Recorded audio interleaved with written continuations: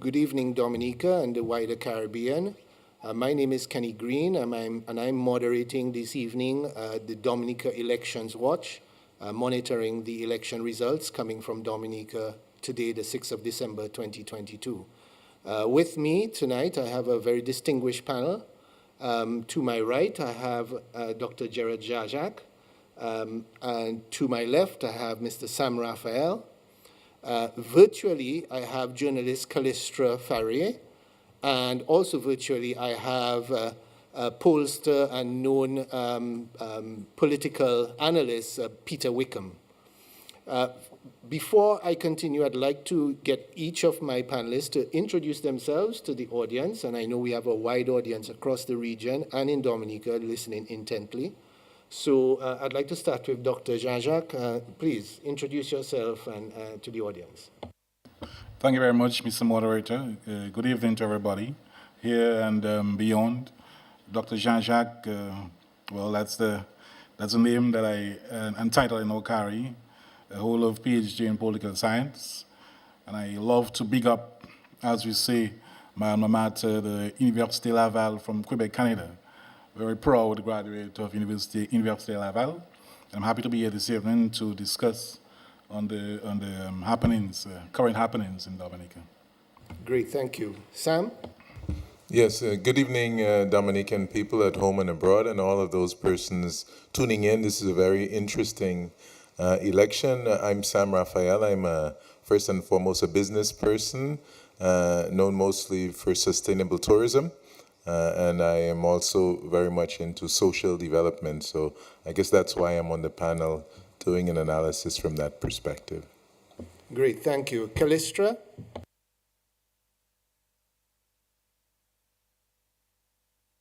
Sorry, Calistra, I think your volume is a bit low, if you can, or you're on mute.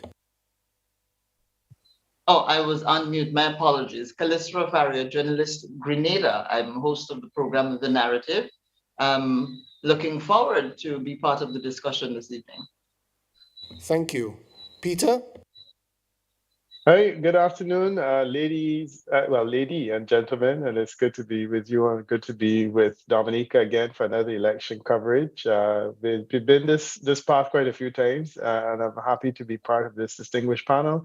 I think we should have some good conversation tonight. The outcome is not likely to be in question. However, there's some interesting analyses and angles that we can take in terms of looking at the outcome. So thanks for the invitation and happy to be with you for the course of the evening.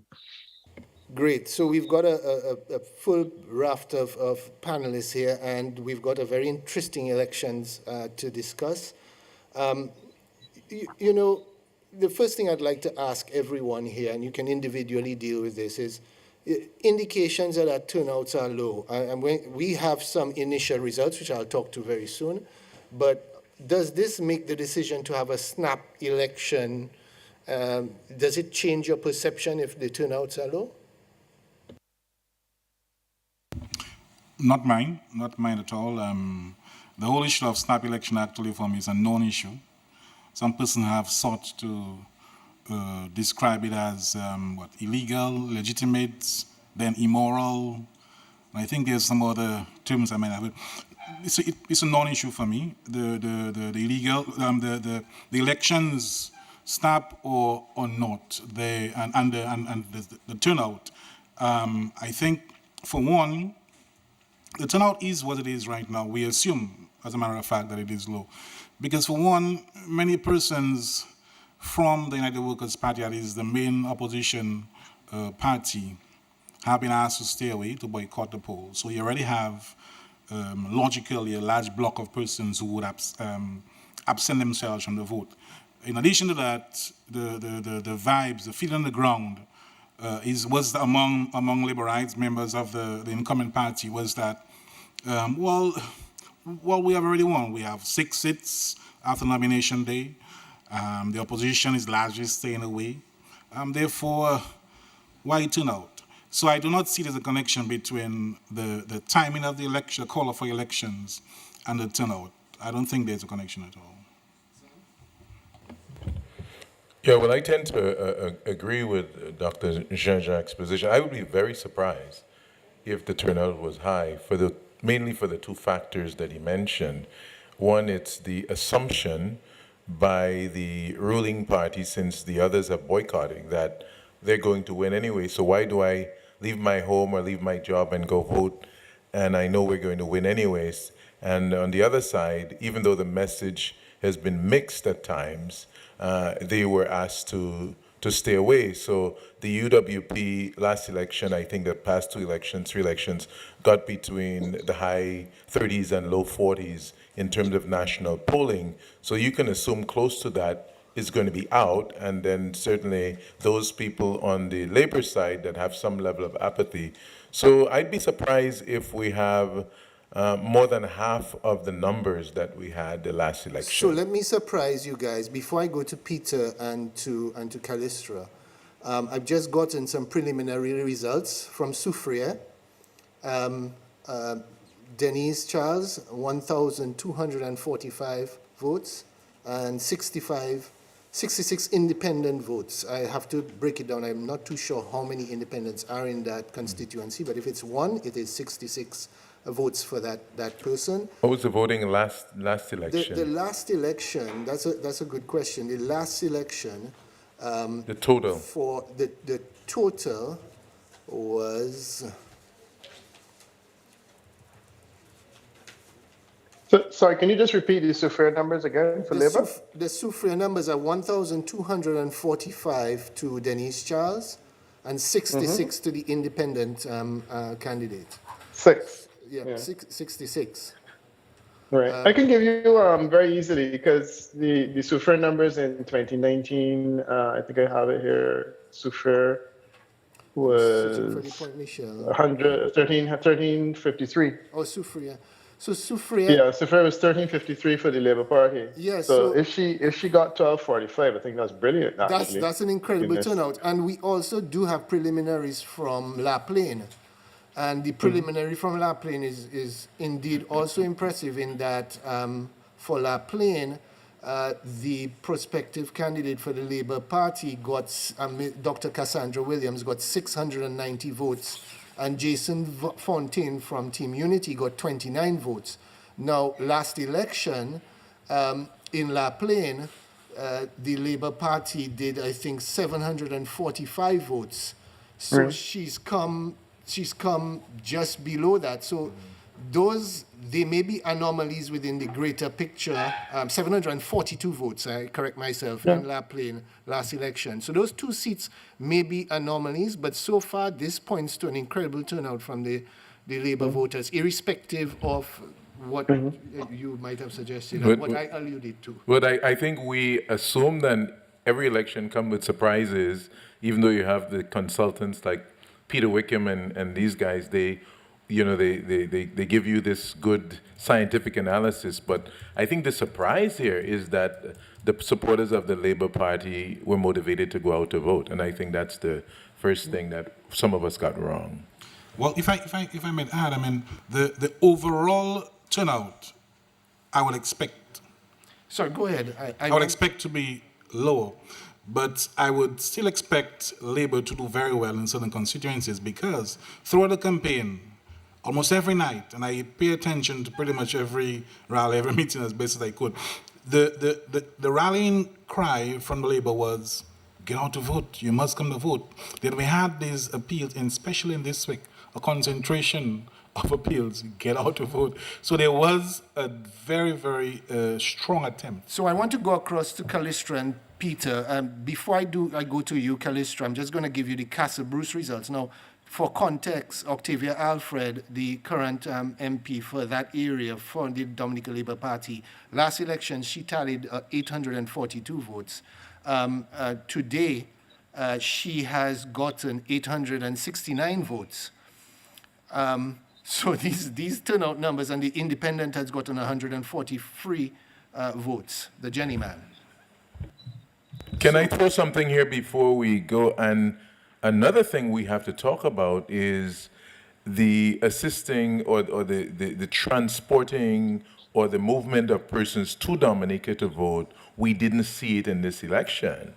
That wasn't, and this is very important. So I think the suggestion that the numbers were inflated because people were flown in to vote in the past elections. I think that is now that's shown to be maybe not to be correct. Sorry, we've got Kalistra and Peter. Kalistra, please give talk about yourself and also your perceptions so far from what we've been feeding you from the results.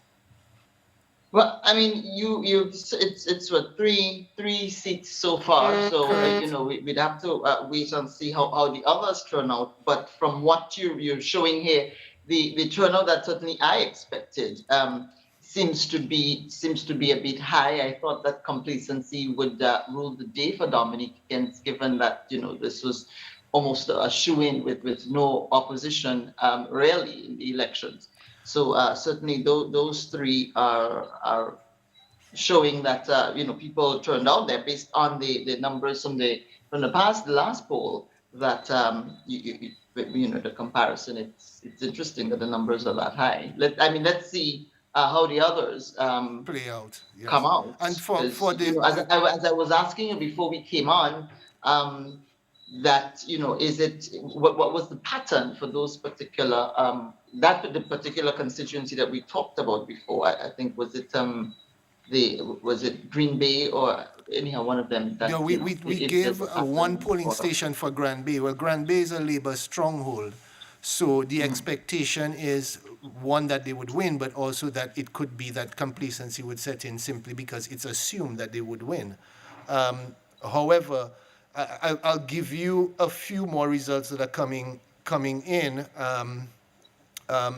For one of the polling stations in Roseau North has been reported. Miriam Blanchard, who is the prospective Labour candidate, has 194 votes in number one polling station. Boston has 11 and Nicholas 11. In Roseau Central, polling booth MO1-A1, Melissa Popon-Skerritt has 67 votes. Jason John Baptist 1 and Richards 1, Kashmir Richards, I believe, 3, with 1 rejected ballot. And in Roseau South, we have in Harlem Plaza 002-4, we have Shakira Lockhart at 36 votes, Wayne Norde at 4 votes, I think Mr. Davidson at 7 votes with 2 rejected ballots.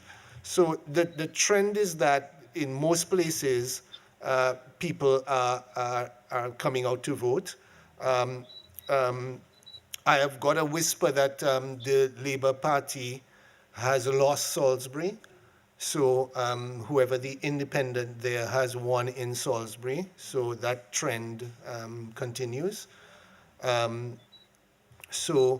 So far, the results seem to be pretty consistent and surprising with the numbers turning out. One other district for Roseau Central, MO6-11, that is featuring names F to M. Melissa Popon-Skerritt, 84 votes. Jason John Baptist, 7 votes. Kashmir Richards, 2 votes and 3 rejected ballots. So it's in Salisbury, and these are preliminary numbers that have to be confirmed. In Salisbury, the Labour Party candidate got 463 votes, and the independent there got 617 votes. So obviously, there must have been some rallying behind the independent from the opposition voters. So these numbers seem to suggest that this is an engaged election in a different way than we expected. Peter, please come in. Yeah, I mean, I'm still trying to get over the shock of Salisbury. It's a tiny constituency, and it's one that you were looking. I think in the last election, the Labour Party didn't do much worse than it did on this occasion. But clearly, as you said, there was a motivation on the other side. I'm a bit stunned, that it wasn't a complete clean sweep. And I mean, it suggests that perhaps in some of the areas where the UWP is stronger, like in Salisbury, in Marigot, I was thinking for sure, it might very well be an interesting outcome there. So That result is surprising, but otherwise everything that we're seeing is consistent. And I'm agreeing entirely with what the others have been saying. My expectation would have been that we were looking at something like a 40% turnout or less. I thought maybe even 20%. And I think the key point that you were making is the last election in Dominica. The voter turnout in the last election in Dominica was 53%. In a situation where historically the voter turnout is around 53%, one would expect that in an election that suffers a boycott, it would fall even lower. So it would be even lower than 53%. So the expectation is that it would be lower than was the case with the other two countries. Now, I was using as my indicators Jamaica in 1983, where there was a boycott, and also Trinidad and Tobago in 1971, where there was a boycott. In Trinidad and Tobago, the voter turnout was 33%. In Trinidad, however, there were candidates in almost all of the constituencies, regardless of the fact that there was a boycott, because the opposition decided on the boycott after candidates were declared. So essentially, they declared themselves as candidates and then told people not to vote for them because they weren't participating. Jamaica was more clear, where the People's National Party did not have any candidates at all, and they came up with something like a 43% turnout. It would appear as though, and in those places, certainly in Jamaica, the voter turnout in the election before was higher. So it appears as though you guys are doing reasonably well in terms of voter turnout, and the fact that the Dominica Labour Party actually lost a constituency is compelling evidence that Dominicans were engaged with this election, and I think that we can begin to ask questions about whether or not the boycott was wise, because clearly there would have been a mood in some instances that would have given the UWP at least back the strength it had originally. And that was fairly compelling evidence. But I mean, it's too early to say that yet. But certainly for now, what's clear to me is that you're seeing a level of engagement, and then in the other constituencies that have been declared, we're seeing that the Labour Party seems to have been able to bring out effectively all of its votes. Even in the one that it lost, they still seem to have been able to bring out a significant share, probably about 80% of the persons who voted in the last election were voting in this election. Now, if you're going to argue that the Labour Party can only be responsible for Labour Party votes, I think that's pretty impressive that in an election where people are saying to your supporters not to come, that they can still bring out about 80% of their votes, and that's quite good. So before you jump in, Sam, we got another result or interim result. The Grand Fork constituency, Greta Roberts, 571 votes, and independent 174 votes. And in 2019, Greta Roberts' results were 601 votes.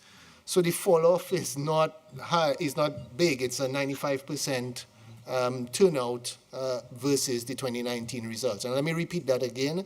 The Grand Fork constituency, Greta Roberts, 571 votes, and the independent, 174 votes. My apologies, guys, if I don't name the independent, but I don't have the names right in front of me right now, but you can tag them, the data next to them. So that is preliminary final for Grand Fork. Going back to the Salisbury results, this I think is great relief for supporters of the opposition. I mean, initially the whole mantra, it was very emotional. No elections, no reform, no reform, no election. But in the waning days, you got to feel the sense of unease among persons that support the opposition, that they will not even be at the table in Parliament to debate the very reform package that they were demanding and what's going to happen. And so I think this brings relief for a large segment of Dominicans. And even though it's not winning the government, which they certainly didn't expect, I think the victory in Salisbury is indeed to knight the opposition. I think supporters are going to get a good night's sleep, because for them this is important. But I think it will force people to ask the question, what if they had contested? What if they had really gone out and contested? Maybe they could have really picked up some seats and given their new leader really a good platform to launch from. So I think there will be a lot of questioning. So I have a question that follows on for that from the panel. There is a paper that I have found, Threatened but Participate, Why Election Boycotts Are a Bad Idea, by Matthew Frankel, who is a foreign policy expert from Brookings. And it suggested that even when turnout is low, as was in Mali in 1997 and Jamaica in 83, that boycotts rarely ever work in the way oppositions intend and in fact can damage their cause for a long time. Do you think that this will be the case, that will be a result from these elections, that it will damage the cause of the opposition? Sam, Kenny, Okay, sorry, just one more interruption on results. Everyone's listening. Roseau South, this is with 2 polling stations to go. The Labour candidate, Shakira Lockhart, has 1,509 votes. To the independent, 324 votes. I assume the 324 would be an amalgamation of Wayne Nordy and the other independent, but we'll break it down. We'll break it down later. But so far, with 2 polling stations to call, 1,509 votes for Shakira Lockhart. Okay, thank you, Kenny. You asked essentially whether the boycott is by the United Workers' Party is in its interest. But I want to take that question, but I can't wait to piggyback on a conversation that was started by Peter and Sam. Is that the issue in Salisbury and Marigot? We shouldn't forget, and Sam hinted at that. The opposition should now be happy. Sam has actually accepted that the independent, quote-unquote, in Salisbury may not have been so independent after all, but maybe a blue independent, as in the United Workers' Party independent. And we have some of these independents. They are not truly. Sorry to interrupt you. Just an update on the last result I gave for Roseau South. With 2 polling stations in Newtown to go, the actual count is 1,599 votes to Shakira Lockhart and 324 to the independents. Callistra, are you there? Yes, Okay. I am here. Okay, what's your feedback so far from what you've heard? I mean, the Salisbury result, and I was going to ask Peter whether or not that actually happened, because Peter and I were talking about the Dominica elections on my program just yesterday. Whether or not that kind of adds, well, I don't want to use the word legitimacy because the elections were legitimate. Does it add something to it, Peter, where we are talking about the turnout as well, that if the turnout is below a particular level, it puts certain flavor on the results. Does the independent winning that seat up the ante a little bit? Yeah, definitely, I think it does. And that it ups the ante in several ways. And I want to combine that response with a question that was asked just now about the impact of the boycott and whether it was a success or failure. I mean, I was one that said initially that certainly if I were advising the opposition, I would tell them not to boycott. But my reasons are very different, because my thing is if you don't have the resources to fight an election, why fight it? You could probably make a moral stand, which is what they did, as opposed to making yourself look foolish. The reality is that this evidence suggests that they probably would have not looked any more foolish than they did in 2019. So perhaps they could have thrown their hat in the ring. But what has happened now is that you have an independent candidate or 2 that would appear to have been able to make the mark, and you have an ongoing electoral reform process, and those guys can claim legitimacy. You have a leader of the opposition who will be a legitimate leader of the opposition. And it is difficult now to ask yourself whether the UWP narrative will continue to hold sway with voters in a situation where you have an alternative voice, and that person is a legitimate opposition voice that will sit in the Parliament of Dominica, in the Commonwealth of Dominica, and will be able to take positions on various issues. The reality now is that the UWP can even be further marginalized in terms of conversations. There's no basis on which the electoral reform needs to acknowledge anything that's being said by the unofficial opposition anymore, because you have an official opposition. And I think that their views and opinions will be of greater significance going forward. So it really can be a dangerous outcome for the UWP, because they miss the opportunity to sit at a table at a time when it is going to be pretty important going forward. The party is going through a state of flux. I have my reservations about the wisdom of the choice that they made for leadership. And the question is, how can this individual now begin to steer a ship and be able to say that, look, the UWP is the legitimate alternative voice, when you have people sitting in parliament and basically our legitimate opposition, it's going to be fascinating to see how they will negotiate, because now the UWP had to negotiate with them. Yes. In the past, a big part of the reason why the Labour Party did so well was because Dominica had Freedom and they also had UWP. Freedom and UWP are out of the picture, but you now have a new political force that has effectively 5 years to organize themselves properly and to say, look, we could make something of this, and to lay claim on a vote, which further splits the opposition even further. So Sorry to fascinating stuff politically, and I think that it's a win in a sense for the Dominica Labour Party tonight in more ways than one. Yes, thank you, Peter, for that commentary. I just want to update you on Salisbury results, preliminary result from Salisbury, that Cozier Frederick, the incumbent, has reportedly won with 1,008 votes versus 394 votes for the independent candidate. What these results also seem to suggest, this to me is the big takeaway so far, is something you mentioned earlier, that the narrative that the elections were essentially being staged in the past and won primarily on the back of overseas voters coming in. Case, yeah. That narrative is being pretty much Decimated. dispelled and destroyed right now. The narrative was never convinced in any case. Okay, so we also have an update from Marigot. I know Peter will be interested in that. Currently, with 3 more stations to go, the DLP has 305 votes, and Carissa. and Tony Charles has 383 votes. So he is leading, the independent is leading the DLP candidate by over 70 votes, with 3 more stations to go. Well, that's exactly the point I was trying to make earlier. Salisbury and Marigot and certain pockets of Rosa North, they are entrenched voters for the United Workers' Party.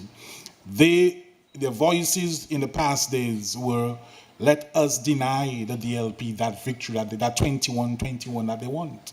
Let us get out and vote, while some persons of the party say, no, don't go to vote. Some say, no, let's get there and deny them a victory. So I'm not surprised that... So does this somehow invalidate the main opposition's cry of no reform, no election, because their stalwarts have seemingly either deliberately as a strategy or going against the party edict have basically contested with vigor these elections in both of these constituencies? Can I suggest that many Dominicans will be surprised that, not that they had the strength in those constituencies, but that the people were disciplined enough to go out and vote, because the conflicting messages that the opposition gave, I'm surprised that the people actually did go out and support. So I think that's important.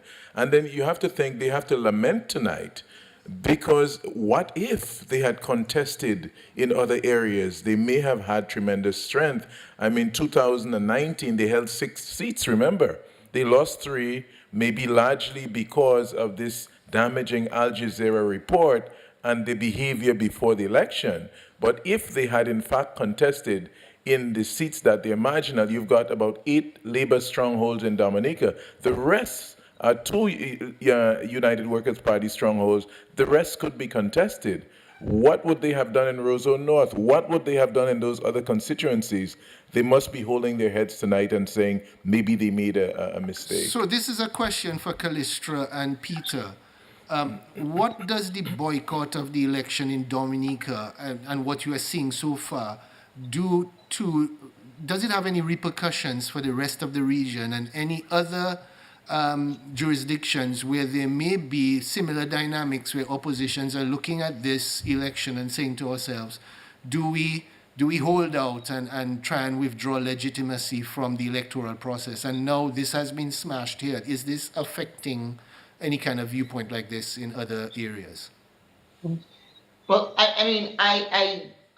I can't speak specifically to any particular territory, but what I would say is, because of the risk of becoming irrelevant with this boycott, as Peter talked about, them now just not having a seat at the table, I think that's a lesson for any other party who that is considering boycotting an election, looking at how it played out in Dominica, how the UWP was not successful Sorry to in getting interrupt you, this. Calistra. Sorry to interrupt you. Just breaking news here. A final count preliminary from St. Joseph. The DLP candidate 1,014 votes, and the other candidate. That's Kasani Lavelle? No. That's yes. the young Darren, yes, Darren. That's correct. I'll pull up Darren Lloyd had 1,014 votes, and the independent candidate, 146 votes. Well, they say other. I know Dr. Pascal pulled out, so that would be between Tiani Bihanzin. Team Unity had a candidate there Yes, also. Ferdinand Germain and Clevian Roll, who I think is the Team Unity candidate. Between those three, they would have tallied 146 votes versus the DLP candidate, Darren Lloyd, and his count of 1,014 votes. So again, another resounding victory. And pretty impressive numbers. I must say I'm very, very surprised by the numbers. Yeah. If I may, Kenny, I want to add my voice to what Kalisha was saying with regards to the boycott by the United Workers' Party. That to me is going to go down in history as one of the worst mistakes of the party. It has made many catastrophic mistakes, I think, in the past. This one, where number one, it was already, on shaky grounds with its leadership. It now had an opportunity to mobilize its persons around one or two themes, get their voices together, and get a foot or 2 or 3 feet into Parliament, and then continue to build and rise from that platform. They chose to absent themselves, number one. Number two, they also angered a large percentage of their voters by calling for a boycott. So I have another update here and hold that thought, you can continue. From Roseau South, with one polling station to go, Shakira Lockhart has 1,657 votes against 325 votes for the independent in that constituency. It would be interesting to see how the independents go in some of those constituencies. For instance, you have, I think, 4 of the candidates, they're independents, but they're youth supporting this Moon Siwe movement from Newtown. And it would be interesting to see how Bourgeois did versus Attorney Norde. And then it would be interesting to see how Team Unity did as a new political party also. So these are a lot of little backstories that I think we should look at. Just for the viewers who are asking, how does, for example, the turnout for Shakira in Roseau South compare to what happened previously in 2019? In 2019, the Labour Party tallied, Shakira Lockhart tallied 2,194 votes. And bear in mind, the Roseau South constituency is possibly the largest, if not one of the largest constituencies, and it's a wide constituency. So she tallied 2,194 votes, and so far in these elections, she has 1,657 votes. So that is pretty impressive given one more polling station to be called in. And I want to, with Roseau Central, so far we have DLP 1,023 votes, Team Unity 41 votes, and Independent 48 votes. And again, let me just go back to the last elections in Roseau Central and tell you that Labour in 2019 got 1,063 votes. And how many did they do this time? 1,023 votes.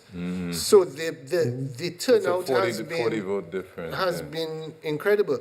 Now, I want to continue something here, because the current leader of the opposition, and for those who don't know, Peter and Calistra, the leader of the party, in the public domain has said, and multiple times I've heard it, that he is essentially going to ask the international community to declare this government a rogue government because it does not reflect the will of the people. My point here is this. The fact that both Salisbury and Marigot have been retained, so people have participated in the elections from all sides, and at the same time that the turnout has been much higher than anticipated. And on top of that, you've got election observers here. You've got 4 electoral observer groups, CARICOM, OAS, the Commonwealth, and a group from Latin America. That seems to me that it really is throwing the cat amongst the pigeons, in that what you're saying, Jared, seems to be almost prophetic, in that the opposition may have shot themselves in the foot by extricating themselves from the political debate, and as Peter said, giving themselves a hill to climb. But look what they have also done. They have created a path for team unity, TUD, and within TUD there are also persons who might want to remain with team unity or venture on their own. They have also cleared a path from this child's person from Marigot, who seems to be leading. He is not totally alien from the scene. The history show that he has a history of contact with the United Workers' Party. But what the absence of the UWP does is it clears the path for more voices, new voices, hopefully, new voices and new ways of doing things for Dominica. That can augur well, but I don't see it really helping the United Workers' Party. So we have results from Grand Bay. So in 2019, the now deceased Edward Regis from the DLP tallied 1,532 votes. Currently, I think this may be final, but it's a preliminary. Dr. Vince Henderson has 1,144 votes versus the independent 27 votes and rejected 19 votes. So again, Peter and Callistra, the numbers continue to defy all of our expectations and kind of put a question mark, a huge question mark on the opposition's boycott of the elections. But you also notice, Kenny, that the number of spoiled ballots and penitentiary, they are not that high. You know. Actually, they are lower in many regards than before. Yes. But you know that was part of the call. Go there and spoil a ballot. That was what many supporters of the opposing parties were instructed to do. So I'm also looking out for that as well to see how persons from these parties would have responded to that call. And so far, I'm not saying the trend shows that they have ignored that call. Yeah. Well, other than the boycott issue, there are lots of other issues with this election that maybe we should touch on. And I think, I don't know, Kenny, you're leading the panel, but I think there are a number of other things too. One of the issues is the Prime Minister did indicate his intention to step down. How soon do we project that this will happen? I don't think we can tell. And when that happens, who will be stepping in the shoes and so on? These are issues, I think, that are on the minds of the Dominican Well, the Prime people. Minister, actually, to be fair, the Prime Minister indicated on multiple occasions that April 2024 will be his departure date. And he was very emotional recently in essentially declaring that this was his final elections as a parliamentarian. Correct. So these indications, and I was going to come to this question to everyone here, is, if that is the case, if this is indeed his swan song as a parliamentarian, will the story of this election, more than anything, be about this in retrospect, or is it going to be more about the opposition effectively disenfranchising themselves? And then maybe Peter Wickham would probably. I don't know. I'm sorry. Yeah. No, I mean, I was anxious to get back in relation to some of the other issues. I'm not comfortable discussing matters of the Prime Minister's departure just yet. I feel that that's probably a conversation that we should have on another night, and we should focus on this time. And I mean, the surprise that this is presented as. We have a comparative base in terms of elections that were boycotted. Unfortunately, this cannot be considered a boycott election because you had candidates that were running, you had clearly a competitive environment, and unlike 71 in Trinidad and also 70 and 83 in Jamaica, you had an alternative party that was able to bring candidates to the winning point. So it really, when the history books look back on this election, it doesn't appear to be an election in which there was a boycott. it appears to be an election in which UWP was just not ready to present candidates, didn't present candidates, and as a result was found wanting. And the point that was made just now is very, very compelling. You now have representation from a new party that will be part of the conversation and that will insist that they sit at the table. So the question of what happens in Marigold, that has always been the safest seat for the UWP.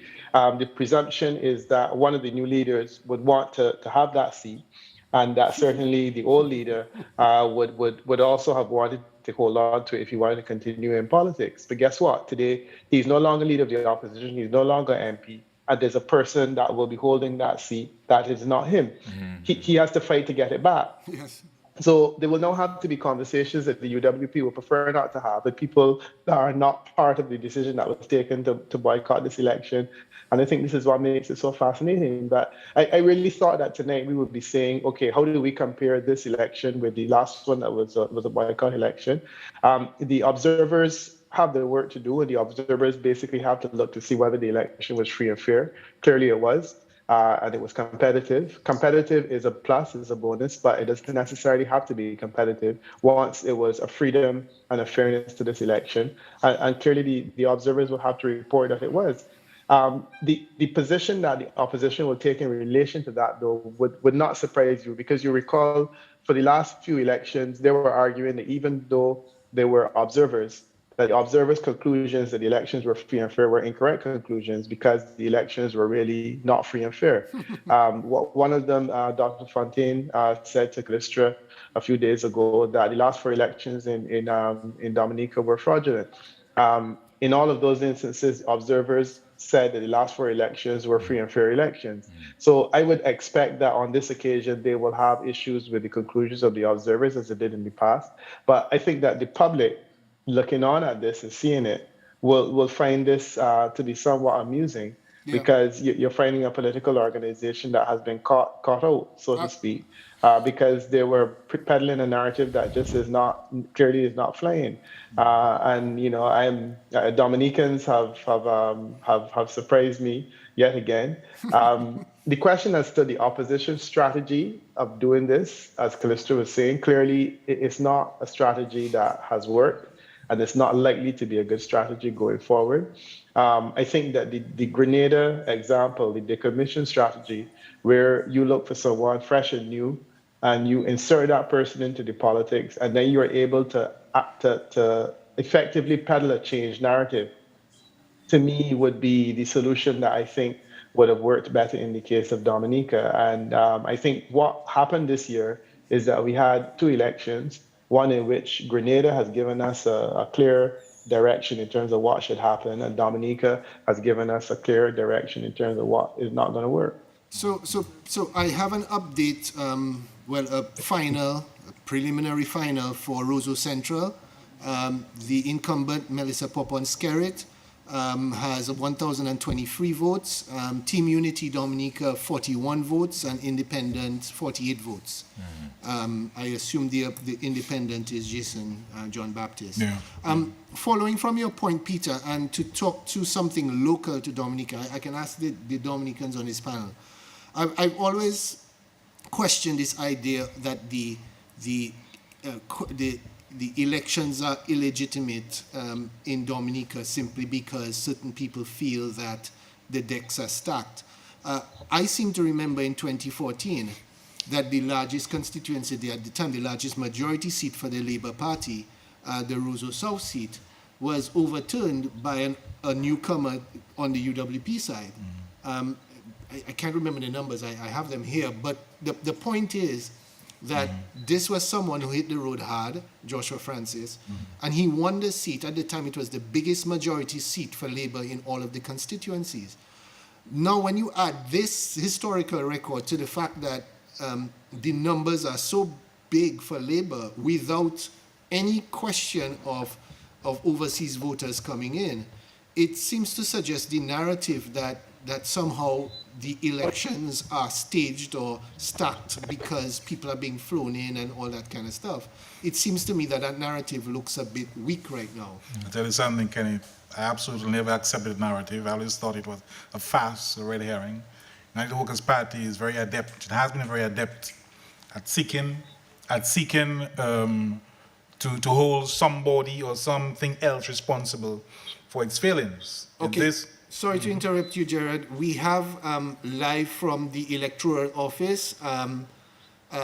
We have Hassan Robinson and Kiwana from DBS.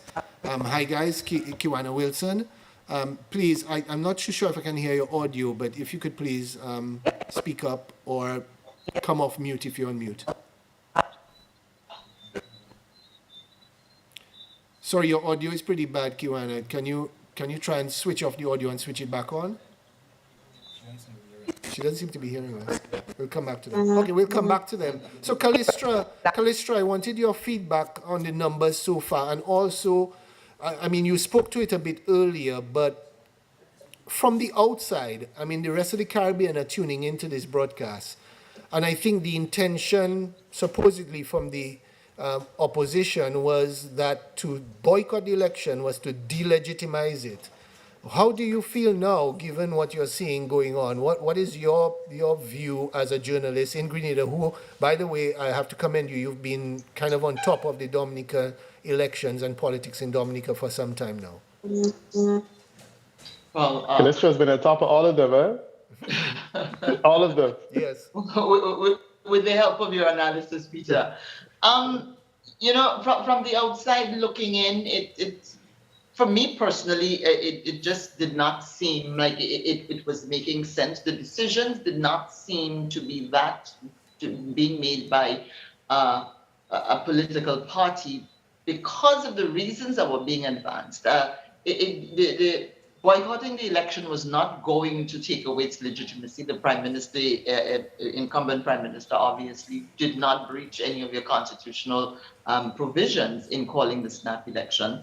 And they did not seem to care about the irrelevance that they were courting by staying out of the elections. And now you're saying that they helped the independents and the opposition, the other opposition, to participate in the elections, which just does not seem to make a lot of sense. You basically handed the prize and the seat at the table to someone else, and you being the main and largest opposition party. You know, people looking out, the reaction that I got from people, let me tell you about that now, was people were amused by the UWP position. And I think that people understood very well what was happening. Although the issue of electoral reform remains a point of interest for people, people are not dismissing the need for electoral reform in Dominica. And I just want to add here that we were talking about the departure of Prime Minister Skerritt in 2.5 years, I think it is, he said. And that, as I agree with Peter, let's not talk about that now. He's about to start a new term.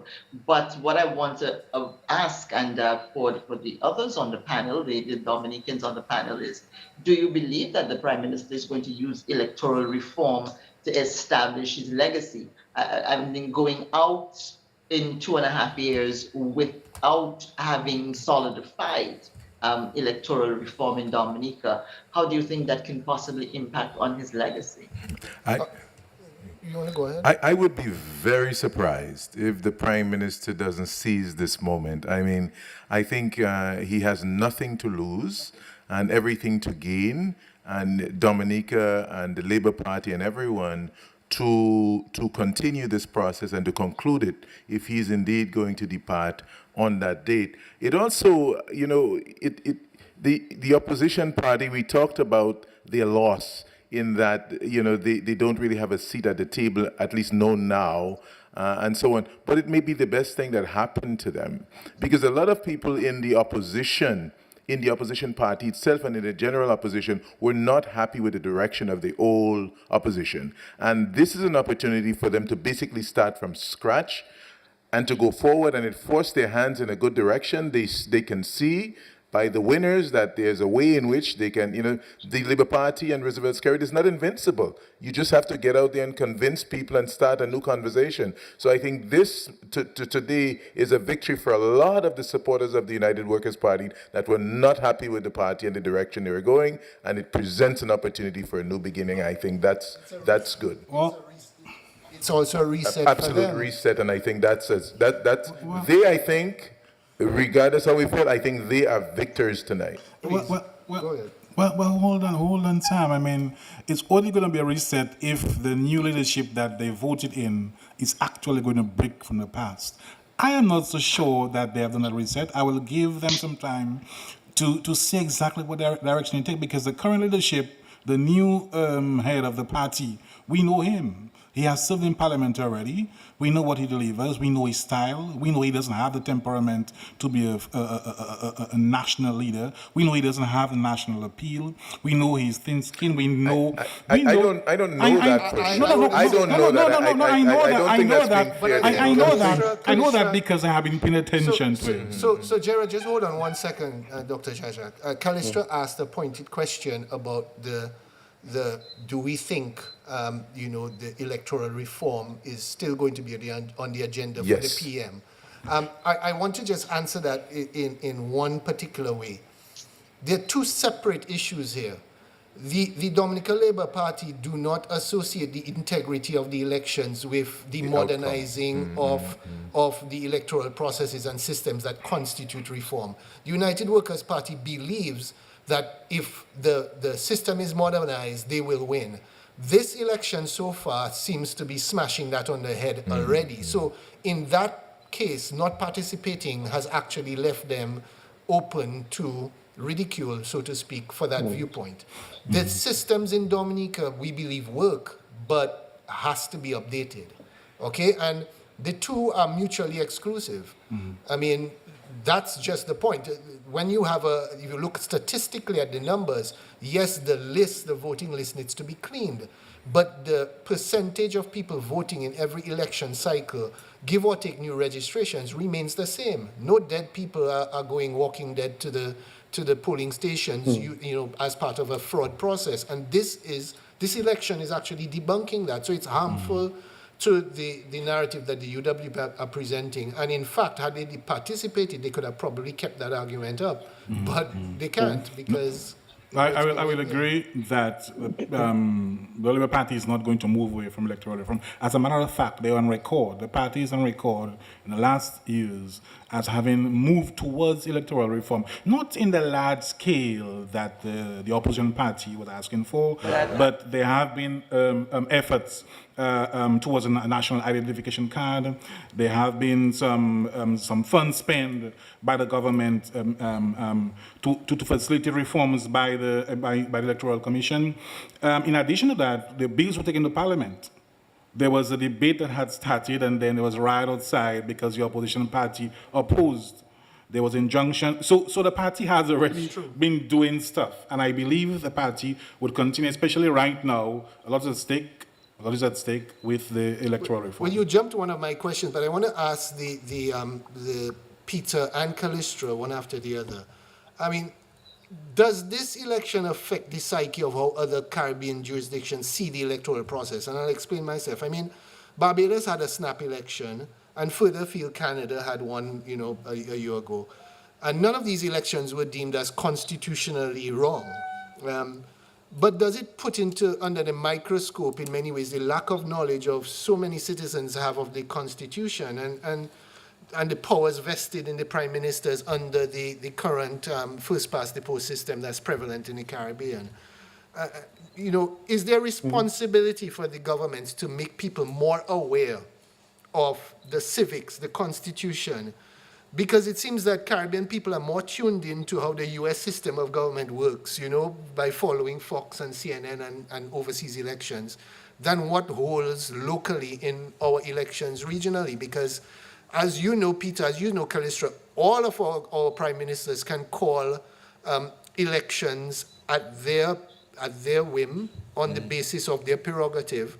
And I've heard the adage that the prime minister put forward that he does not know of any jurisdiction where there's an obligation of the prime minister to pick up the phone and call the opposition and say, hey guys, are you ready? I want to call an elections. Are you guys ready? So that I can, make it a fair and balanced playing field. So guys, tell me what you think, if that's something that you see that we need further education. If he could pick up the phone and call, he certainly wasn't going to be calling them this.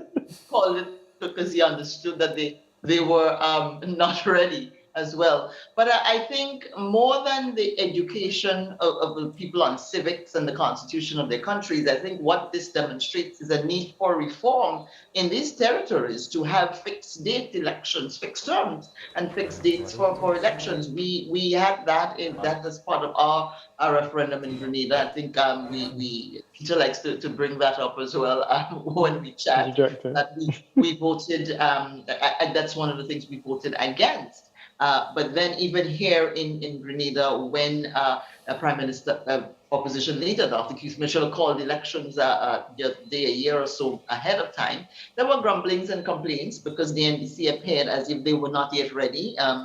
They soon turned that around, but there were complaints about him, calling it when the party seemed to still be in pieces. And you hear the same complaint in Dominica now that it's not legitimate and rogue elections and all of that. But what it does is, but people understood, and people I've spoken to understand that the elections were not, there was no breach in calling an early election.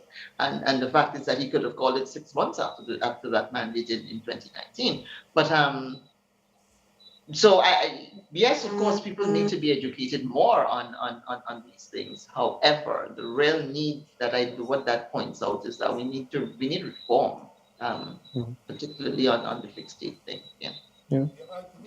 No, I support the call for reform. I am a known supporter of fixed term for the prime minister, fixed date for the elections, and term limits for prime minister. Those are two things that I support.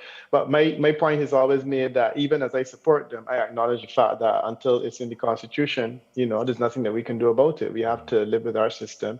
We have to embrace it. And I also point to the Grenada situation where a majority of people in the public of Grenada, Carriacou, and Petit Martinique rejected both of those ideas. So clearly, my views are not necessarily the views of people in the majority. I don't know what Dominicans think of those things. It isn't so much a lack of understanding and education. I think there's a lot of mischievousness on part of various people who are in the public domain and reporting. Look, I heard colleagues of mine at the University of the West Indies, or former colleagues, because I don't work there anymore, suggesting that there was something inappropriate about the prime minister calling the election when everyone knows that he has the right to call the election early.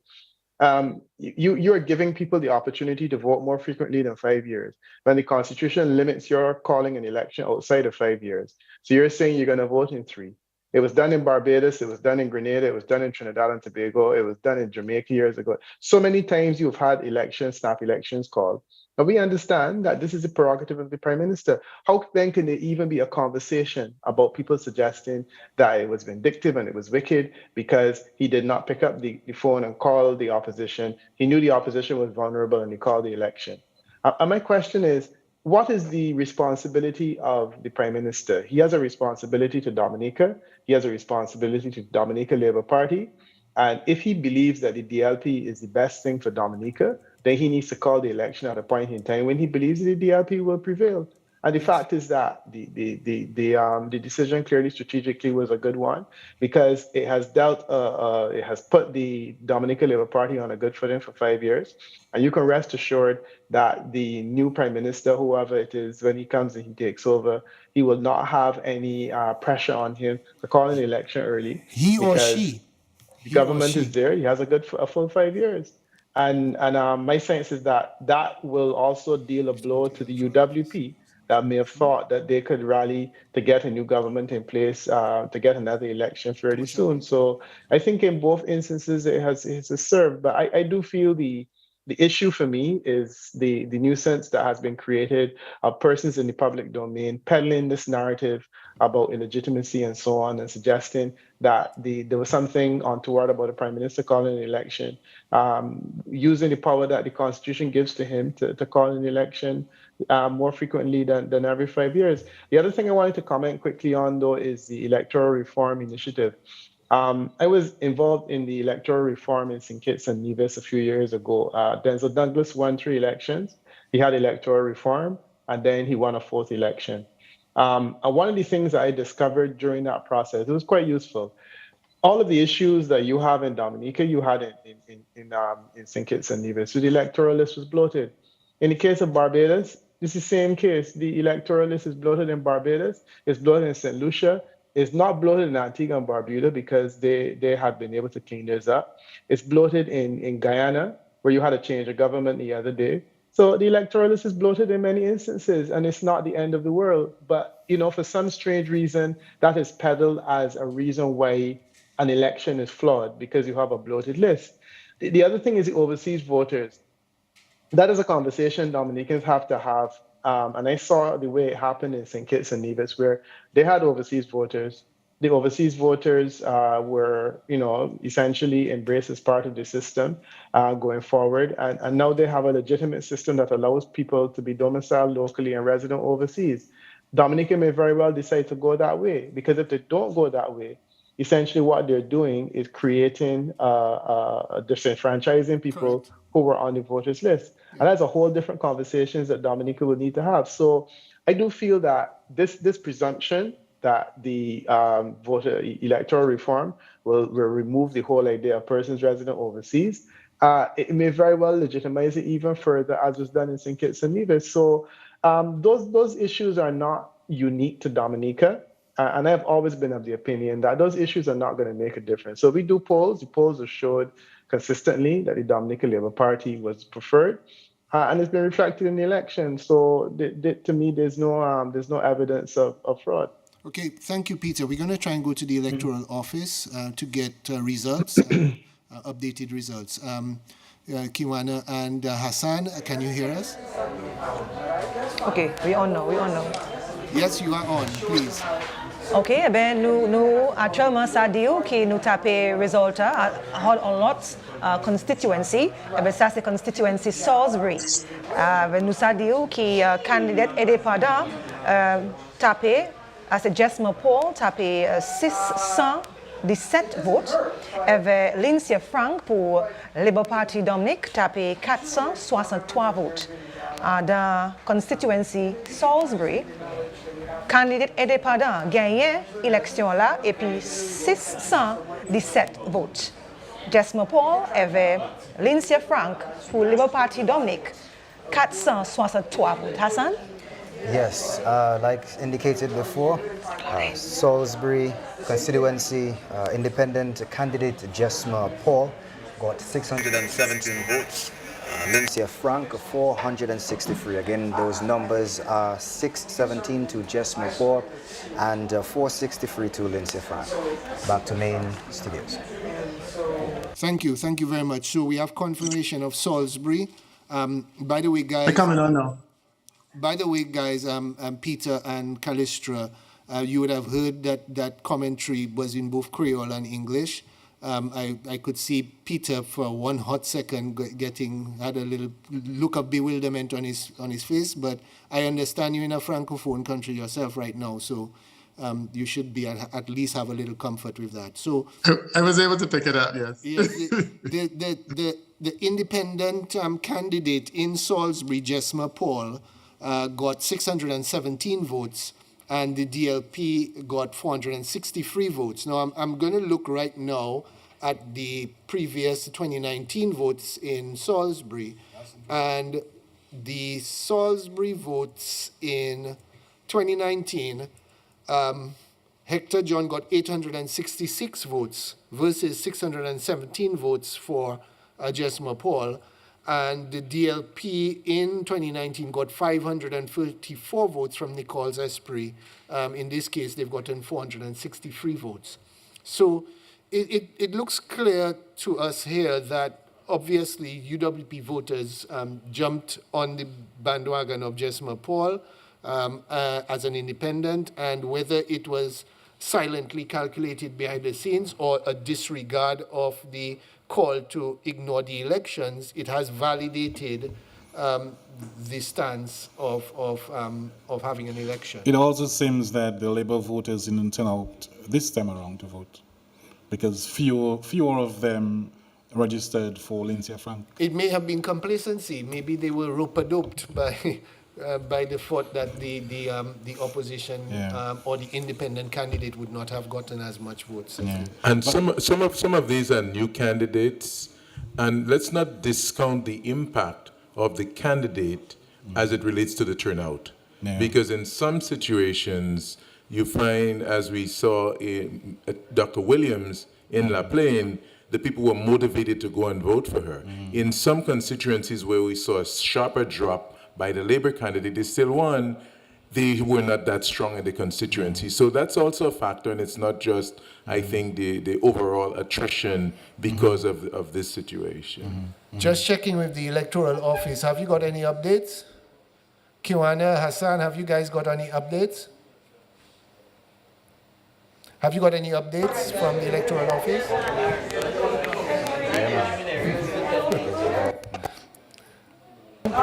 Ask Dupe if you have anything official from Marigot. Yeah, no, we haven't got any updates. It's pretty active over there. But there's, Jared, please go ahead. if you launched a topic earlier, and Sam actually hinted on it, which is the issues other than legitimacy, etc., that surround this election. And our colleagues, Wickham and Kalisha, they seem to shy away from it because that question was tied towards Mr. Skerritt's tenure, remaining years. Well, I don't want to touch exactly on his remaining years, but the issue of the secondary issues, they are very important. Because one, of course, is the boycott. What could that mean for the United Workers' Party? We have to remember also there's the question of how does the Labour Party in government, we're assuming that they're going to form a government, how does this young team manage the portfolio that the Prime Minister has been detailing in the past few weeks? He is a leader who is, let's say, in his heyday, ready to retire, but he now has a very young, mostly young, mostly green, inexperienced team that has to deliver. So it is also going to be shaky grounds for the Labour Party. And I'm not sure the Labourites themselves are aware of that. Shaky grounds for workers, shaky grounds for TUD for sure, and all the independents who are coming in, but also for the Labour Party. And considering the fact that the Labour Party, statistically, should have plummeted in the last, in the last 2019. So sorry, we have got an update from Marigot, a preliminary final that's ahead of the electoral office themselves. But the numbers are for the Labour candidate, Dr. Gregory Revere. He has 384 votes. And for the independent, 493 votes. So again, we're seeing the trend continuing that opposition strongholds, independent or not, are holding clear of the Dominica Labour Party. Going on to I wanted to ask that, or I wanted to get the views of Kalistra and Peter on this, but we have results so far from, I'm not sure if it's a final, from Roseau North. Blanchard, 398 votes, Boston, 17 votes, and Nicholas, 28 votes. That's Roseau North so far, so that's not a final. But Miriam Blanchard is, the prospective candidate, is pretty far in front. So let's see how that goes. And the question I was going to ask is that, and that was really both for Dominica and for the region, is that the theme spoken to by the Prime Minister and the party in general was that a reset was needed for the Labour Party post-COVID. And in fact, it appears the representatives are getting younger, as you said, and with more women representing than ever before, I believe 10 women. Does this create any trends for elections in the future in Dominica and beyond in the region? So are we going to look at candidates, and bear in mind when this Prime Minister became the Prime Minister, he was the youngest in the world, he was 31 years old. But if you look at the overall age, the age is dropping and the representation is getting more female. Are we trending towards the Labour Party actually resetting towards the demographic quicker than the actual opposition does, which usually is not the case. Usually the opposition is the hungrier one, more willing to change. Yeah, I think what Labour has done in 2014 thereabout, but 2019, sorry, what the leader has done, I thought was very strategic. So I'm not too sure whether it is a trend, but I know it appears to me, from a Labour point of view, that it appears that it was a short strategy to begin to bring in new blood, because essentially, if an organization doesn't renew its energy, it's going to fail. And Labour has been in power for some years. The people are getting tired of the same tone, the same voice, maybe different message, but the same faces, etc., the same dancing style, etc. So you bring in a fresh new team. It was strategically very important. Labour saw that. They started it in 2019. I thought when it started it was a little risky. They have continued it now. Workers ought to have done that. They did not do that. But that's another story. Well, I think you have two things. One is, not too long ago, being elected to parliament didn't automatically make you a minister. Yeah. And I think now we have some younger people, maybe without that much experience, and it would be interesting to see what the Prime Minister does in terms of the naming of the cabinet. Because maybe there are some, right now, it's a time of an ambitious program, and maybe the Prime Minister may look outside. He's got some good representatives that won their seats and that can do work in the constituencies, but like his wife Melissa did, she didn't hold a portfolio as a minister. There may be a few others that don't, and there may be some persons outside that are appointed senators and they're given some portfolios. So it'll be an interesting thing. It's a time for reset. You know, it's an interesting, it'll be an interesting thing. I believe we've been updated that Alex Bruno has joined us from Team Unity. Alex, can you hear us? Please unmute, Alex. Yes, I'm here. I can hear you. Great. Welcome to this panel discussion on elections in Dominica, live. Are you hearing us clearly? Yes, I can hear you clearly. Okay, great. Well, thank you for joining us. What's your observation so far, Alex? I assume you're getting updates of the results so far. How based on what you felt Team Unity would do by stepping into the breach, how do you feel about the election so far, both for Team Unity and in general from a participation point of view? Well, very satisfied that we were actually part of the conversation. We are now part of the discussion. And we're looking forward to building from there. As we said, as a team going into the election, that we believe there needs to be a new entry sport in terms of the conversation, political conversation on the island, that the usual rhetoric had gone stale on both sides to an extent, especially on the opposition side, and that there had to have been an injection of a new idea. So as a team, we think we would have accomplished that. I didn't think that we were going to win in any of the areas, but we gave it a good shot, and there were votes casted for our team. And now, as I said before, we are part of this new conversation, which should have started in Dominica's politics, especially in the opposition fraternity for at least the past decade. So that's what we represent, this new idea coming out of this election cycle. So Alex, just to follow on from this, I mean, you spoke about the opposition almost as one organic group, but you and your party have been targeted for criticism by the opposition on the basis that you participated as an opposition in what they considered a breakaway from the stated aim of boycotting. Do you feel vindicated now that your decision to take part has been vindicated by the numbers of participation in the election? Or do you feel that you are going to have to continue defending yourself as something of a quisling or a turncoat to the opposition cause? Oh, no, not at all. We feel vindicated because, as I said on regional media earlier today, that there were calls for boycott, but it seems as if those calls fell on their ears because this year we had a record number of candidates contesting. I think there were 45 altogether. 45. 45, which includes our 5 and I guess many other independent candidates. So it appears to me that either the call for boycott was not heeded or it was not sold properly to us. I certainly did not feel the need to boycott because the reasons given for the boycott did not measure up to that. So I think, based on what we saw, the participation, that the calls for boycott did not quite work. And I certainly feel vindicated as one of the administrative head of a team that we were in the right direction. And I'm looking forward to, Kenny, for ongoing conversation. We want to speak to all sides, all parties involved in the political process of Dominica, everybody with interest. Let's talk, because we cannot continue elections and politics the way it has been in Dominica for the past too long.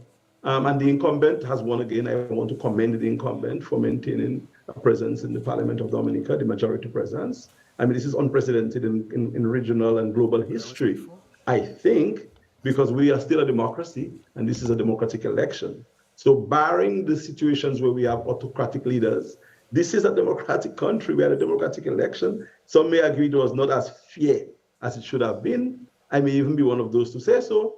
But the fact is we had elections, and this is unprecedented for a team to win so many times. So I commend the team wholeheartedly, and I'm looking forward to working with members of the team that has won, members of the former parliamentary opposition, the independents who would have won their seats in this one, and others, because we really have to find a formula to come together to change gears in terms of Dominica's politics. So Alex, following again from this, and I anticipate that the independents in both Marigot and Salisbury, their phones must be burning up right now.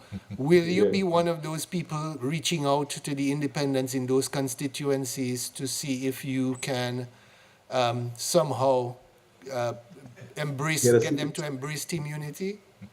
Well, it would be nice if we could get a seat in Parliament through one of those people who have been elected. It would be really good. I do not know whether that's going to happen, because based on the preliminary conversations I've been hearing, those seats are not quite independent.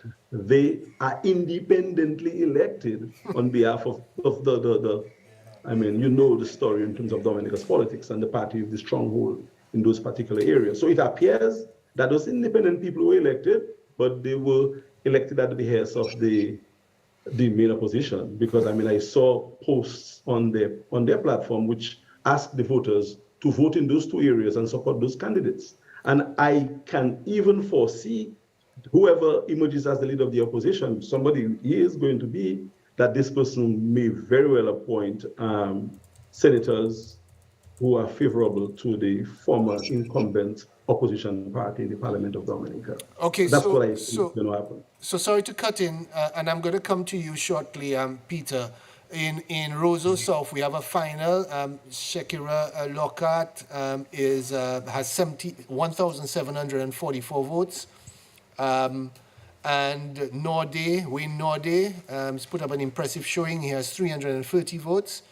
And Julian got 91 votes. So if we look at the last election for Roseau South, 2,194 votes versus today's 1,744 votes. So it's not far off at all. Now, Peter, you were not here a while ago. I asked a question, and I want to just revisit it with you. You know, the question was that the Prime Minister's theme was this was a reset for the Labour Party post-COVID, and in fact, that he wanted to closer represent the voter base. And it appears, and it is, that the Labour Party representatives are getting younger and with more female representation.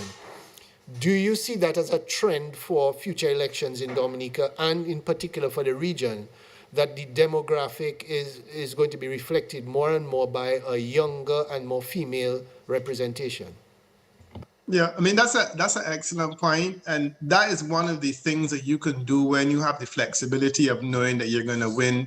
One can sit on a counter. You can take chances in terms of inserting younger people and female candidates. I am a person that believes in female candidates, but the statistics show, however, that female candidates, generally speaking, do less well in Caribbean politics. The reality is that they're needed, notwithstanding. And what happened in the case of Grenada, for example, where you had a situation where the party was winning and winning comfortably, was that Dr. Mitchell increased the number of female candidates to the point where Grenada became the envy of the Caribbean because they had so many female candidates. Clearly, Prime Minister Skerrit is doing that too, and I think that's good on him that he can take those kinds of opportunities to increase the lower the demographic in terms of age, from increasing number of women. And in the case of Barbados, it's the same thing. We have a female prime minister, but we also have the largest number of women in parliament. And again, because the prime minister knew that she had the flexibility to not only make women senators and ministers, but give them seats that were winnable and overall increase the representation and the gender balance in our parliament. So I think it's brilliant, and I think it is easily reflective of what a lot of people in the region would like to be able to do. The reality, however, if you look at competitive races like St. Kitts and Nevis, they're doing less well in terms of females. And I think the challenge is really that they've had some close calls in which the female candidates and the history of female candidacy in the Caribbean, it would have been risky to put women in too large numbers because you only have 8 seats. And the fact is, if you're going to be scrambling and fighting to win them, you want people that are likely to win. Now, don't get me wrong. I'm not suggesting I have a problem with female candidates. I'm saying that the data and the statistics have shown that women tend to do less well than men.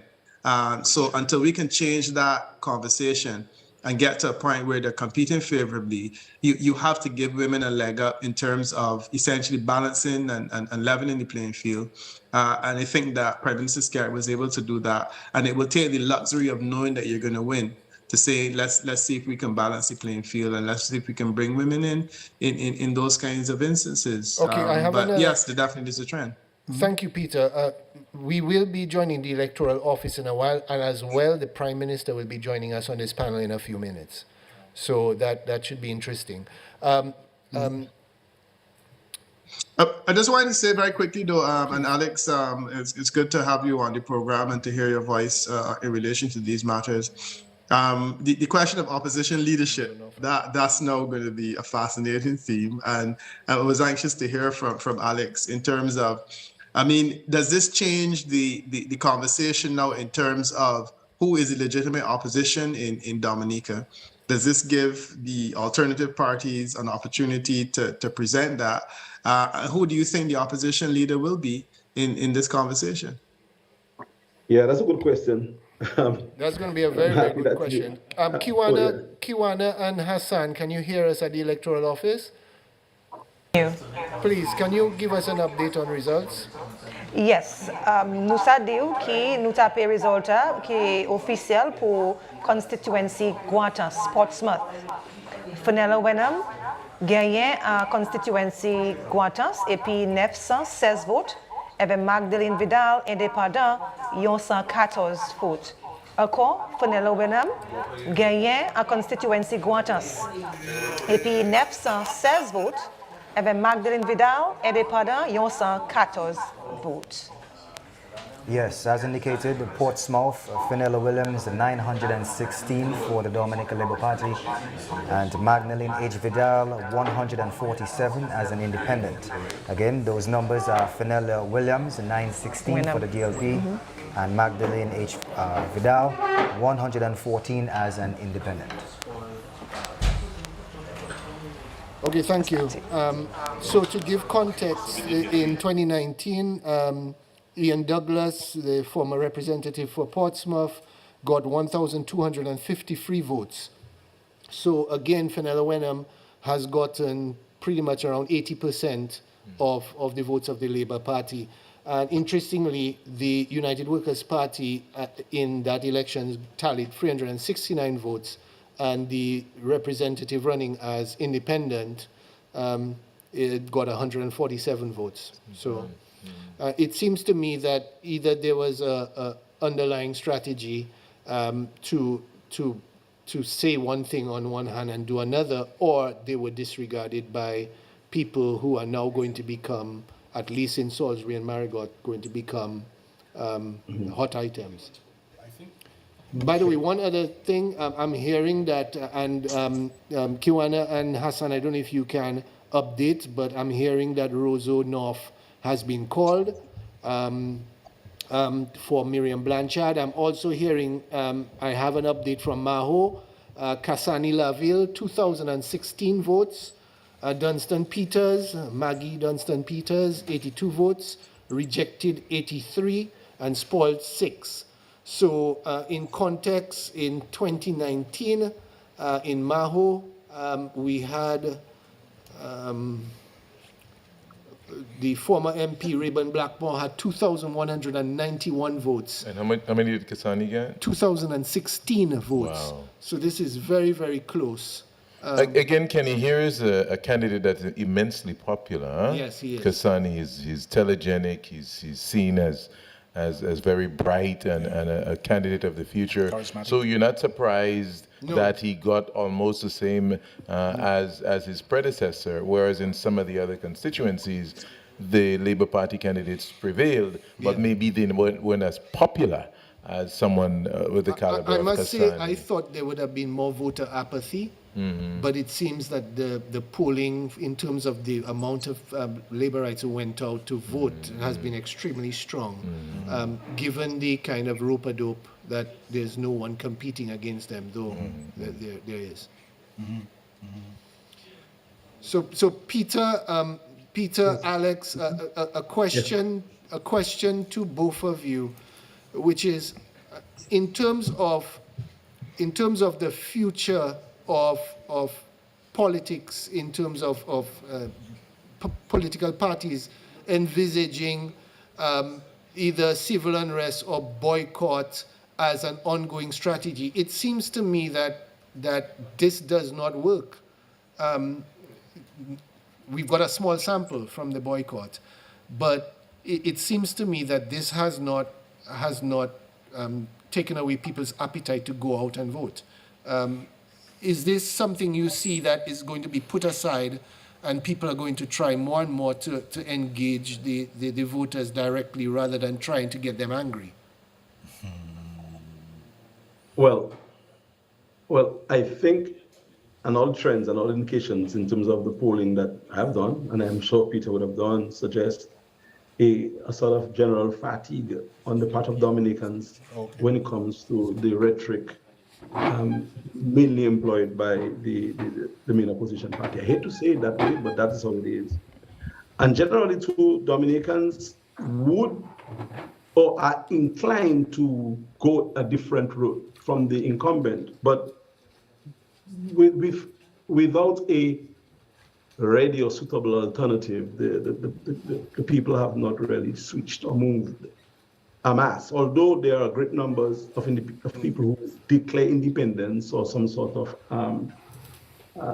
misgivings as far as the elections are concerned.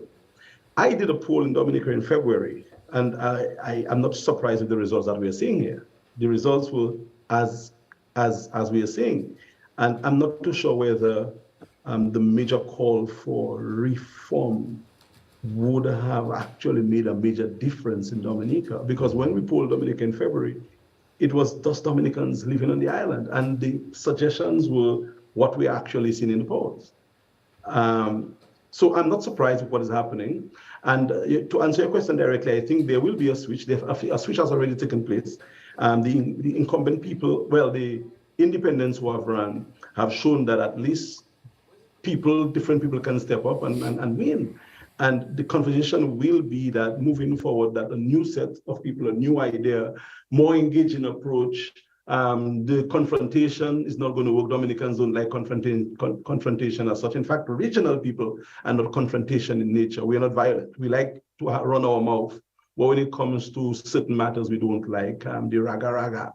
So I think, Kenny, that's what's going to have to happen with people who are interested in taking on the incumbent. You really must get to the people, talk to the people, instead of shaming the people. Engage them, embrace them, and see what it is that you can do for them. Promise them the things that you can work with them with, and try to change the narrative. Until and unless the people in the opposition fraternity do that in Dominica, I think the incumbent machinery is going to continue to enjoy political prowess in Dominica. Another question I have is also, I don't know if you see that a lot or you've seen that trend in other jurisdictions, both Callista and Peter. but are we paying too much attention to the noise that's often made in social media? Are we putting too much weight on it? Because, often people believe or there are trends based around social media analysis and the noise being made on there. Whereas, I know Alex spoke to polling, but the real views of voters in Dominica is usually not known until they come to the polls. So is this something, it must be very difficult to poll long before elections, because you can never tell with Caribbean people.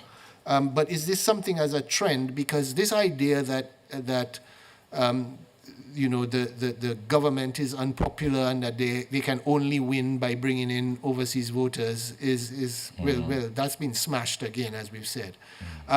We're getting results from Wesley. So far, Fidel Grant, the incumbent, 717 votes, and Roll, who is the independent, has 316 votes. So an impressive showing by the independent so far. Kenny, the Marigot winner, the feedback on the ground recently suggests maybe he is a little more independent and is not necessarily so tied in lockstep with the traditional UWP. And I say traditional UWP, I think there may be a change after tonight. People may be looking at this situation a little differently. And so he tended, based on the vibe and the conversation that I'd been getting out of Marigot, the basically people were saying, let's forget about this UWP thing now, let's get our representative, this is a new Marigot. And it would be interesting to see if that really continues, around in other constituencies as we go forward. I'll tell you something. I hope this is the case. I heard there's a little clip I heard of him, and he said one or two lines which resonated with me. He was all keen on giving the people a voice, representation for the people. They need a voice. And he repeated a voice, about 3 times within a few seconds. I'm like, wow, that sounds different. So let us, if this is the case and he's the confirmed winner, then let's see what this brings to Parliament. Democracy. Which brings another question to mind, guys. And again, Peter and Alex, I want you to weigh in on it. Alex, it might not be your favorite question right now, but does this indicate that there may be a tendency for political parties who are not performing to be put aside for independent candidates who are going to run and represent the voice of people much better than traditional political parties?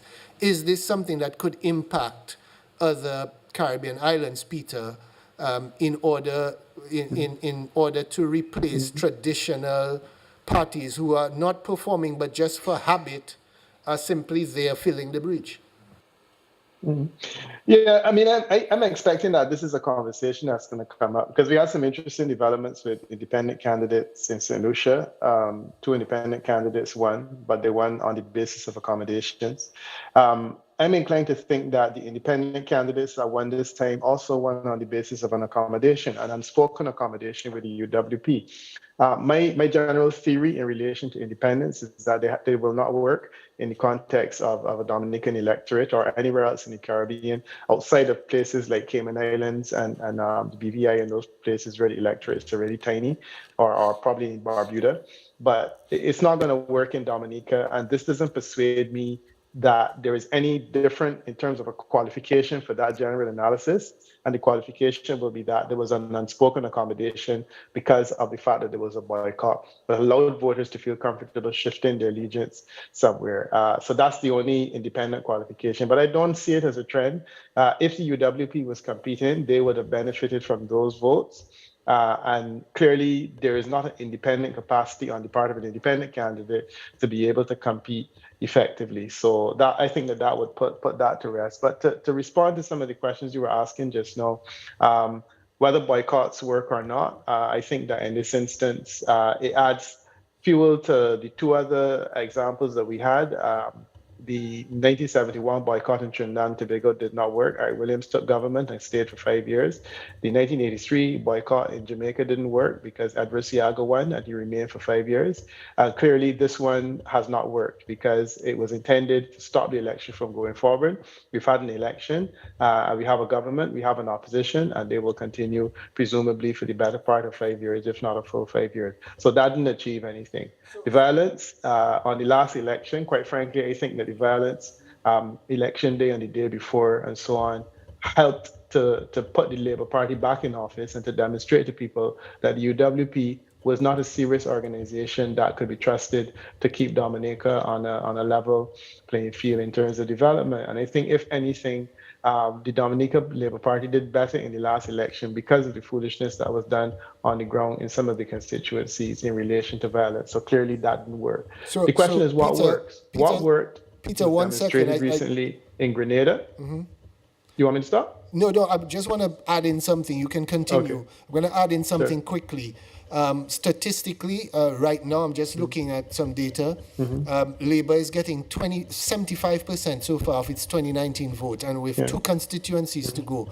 So it looks like turnout for Labour will be around 80%. And that's within the context of a lot of migration following Maria and the COVID pandemic.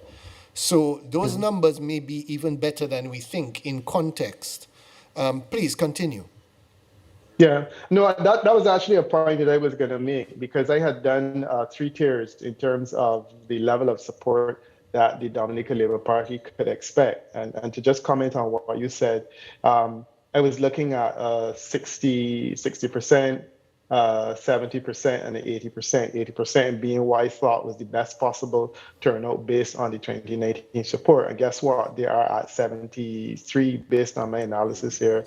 There's only at 73%. No, they're at 78%, which means that they're almost at the 80% marker, suggesting that they would have been able to get 80% of the votes from the last election, which to me is the best possible outcome the Dominica Labour Party could want. That even in a situation with all of those factors and the boycott and whatnot, that your support was only dented by 20%.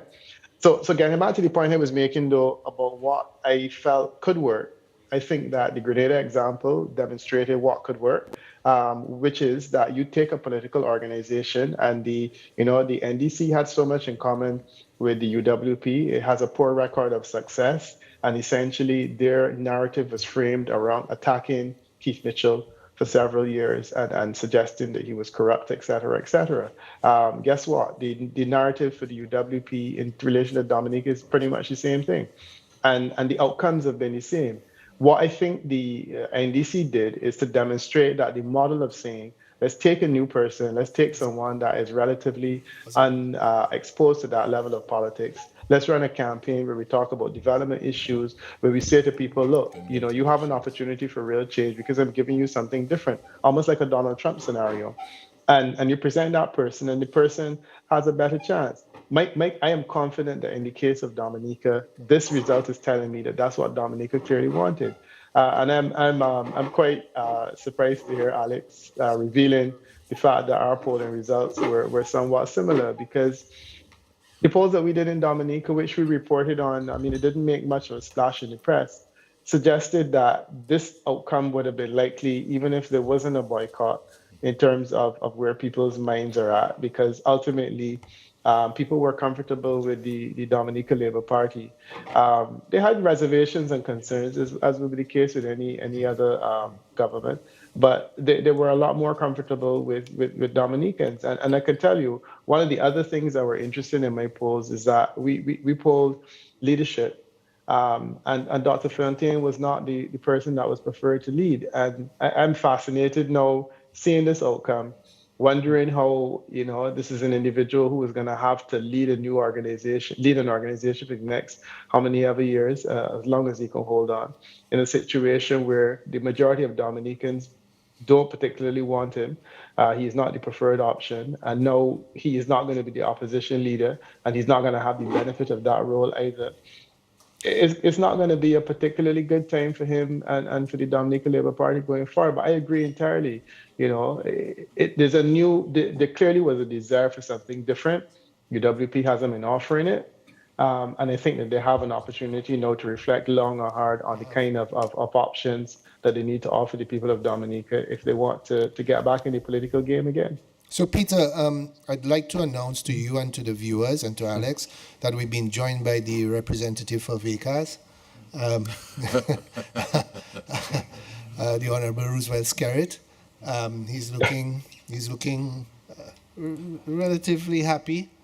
And so, Prime Minister, would you like to talk about your mood and the current state of play given? Well, thank you. Well, thank you for having me. And I first want to extend congratulations to the two candidates who won in Salisbury and Marigot. I think it clearly shows that the elections were credible and they were free and fair, and that the voters of Dominica exercised the right to vote, and they voted for candidates of their choosing. And I also want to congratulate all of the candidates for the Dominica Labour Party. 19 out of the 21 who contested, and of course the two who unfortunately did not get the majority vote in these two constituencies. I want to also congratulate the other independent candidates, and of course Team Unity Dominica that has demonstrated a high level of maturity and commitment to the cause. I will say to the people of Dominica that I intend to meet with, first of all, the two elected members so that we can chart a new course for the country. I could hear from them their vision for their constituencies and what we can do as a government to support them and to support those constituencies. I also intend to meet with all of the candidates who contested so that I can see how they can participate in the national reset that I have spoken about. And of course, I will meet with the leader of the United Workers' Party to discuss with him some of his views where the country is concerned. I am hoping and praying that these elections afforded us an opportunity to also have a national reset in respect to our political discourse and engagement. We have to go back to the days when we fought hard with politics, we campaigned hard, we would bruise each other, but at the end of the day, maybe 2 months later, we're back as neighbors and brothers and sisters. I have no political access to grind. Certainly, somebody who's won 5 straight terms cannot have any political access to grind. So I'm really hoping that we can change the atmosphere in the country where the political discussion is concerned. And so I want to commend all of the independents who contested and those of them who won. And I must say that I followed very keenly the independent candidates and of course Team Unity Dominica's candidates. And by and large, they were very constructive in the engagement. Guys like Buju and the gentleman who contested in Maho, the Maggie, very constructive. Clearly it's almost a 360-degree turn to their previous engagements. And the Team Unity candidates in Marigot and elsewhere demonstrated that level of maturity as well. I have copies of their manifesto, for want of a better term, and we'll be looking at those as well. I also want to thank Peter. Peter has been our pollster for the last, certainly the 6 straight elections, and he has been our advisor on polling, and I can tell people that I believe in science, and I do not only utilize Peter for election projections, but also what's on the people's minds in Dominica, the policy focus of the government. So we conduct polls throughout the 5 years, not just during an election. And Peter has been engaged by the Labour Party over the last 6 elections. I also want publicly to thank Hartley Henry, who has been our strategist way back in the days of Rosie Douglas. Since 1992, he has been an advisor to Rosie Douglas, then Pierre Charles, and myself for the last 5 straight elections. He had gone into retirement, but he came back for a final one, But certainly there's no one in the Western Hemisphere who has a better understanding of politics and political strategy than Hartley Henry. I think he is an extraordinary regional resource, and I'm hoping that University of West Indies and other universities within the region can tap into his intellect and his political thoughts, so that we can build a new cadre of political strategists and political scientists in the region, because you need that. You need people who can understand human behavior, who can understand political behavior, who can advise on policies and various interventions where the economy and the social development of the country is concerned. And of course, we also want to commend and to thank my friend Charlie Jong, who has worked with us for the last several elections, and people like of course Charlie Jong, and we have others who have worked with us, and so we're very grateful for that. And of course, we have our local team of people who I rely on. The difference between myself and other political leaders is that I engage a wide cross-section of society, including those who do not support me, so I can pick their brain, and see how they're thinking, and so forth. But I'm hoping that this is a new page in our country's history. I know the issue that people have raised is the issue of electoral reform. I rather say it's the modernization of the electoral process, and which essentially are two fundamental issues. One, national ID cards, and two, the verification process to address issues of the large voters list, list of electors. So Prime Minister, I want to just cut you for a second here. I want to ask you this because it fits in what you just said. The lack of bipartisanship has affected the political climate in Dominica, totally. Yeah. I mean, despite the ongoing disagreements on electoral reform, and Dr. Jajak brought it up earlier, not many people, certainly regionally, would remember that the government here brought electoral reform to Parliament and backed down when civil unrest from the opposition appeared to signal discontent. But this was despite you having enough of a majority to force it through, and you didn't. Yeah. The question is, how can we ensure that electoral reform isn't used as a football going forward? Because the past tends to suggest that it is being used as such. Well, with the executive, because one has to appreciate that there are different branches of government. Insofar as the responsibility of the cabinet is concerned, the executive, we had taken all actions to advance electoral reform. All that was missing was the approval of the parliament, the legislation, to give the legal authority to the Electoral Commission to advance those changes in the electoral process. And just to underscore my commitment to electoral reform, we were impacted in August of 2015 by Tropical Storm Erica. 90% of the GDP was affected. Hotels were washed away. All the bridges on the West Coast were washed away.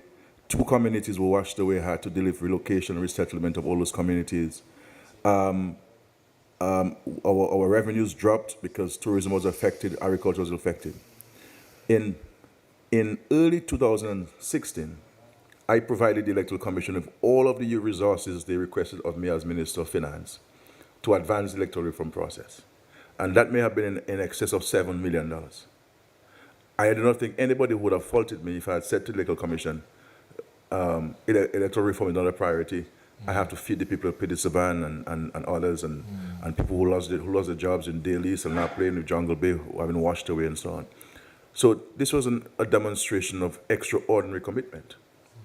And also, I brought in the Commonwealth to review the legislation.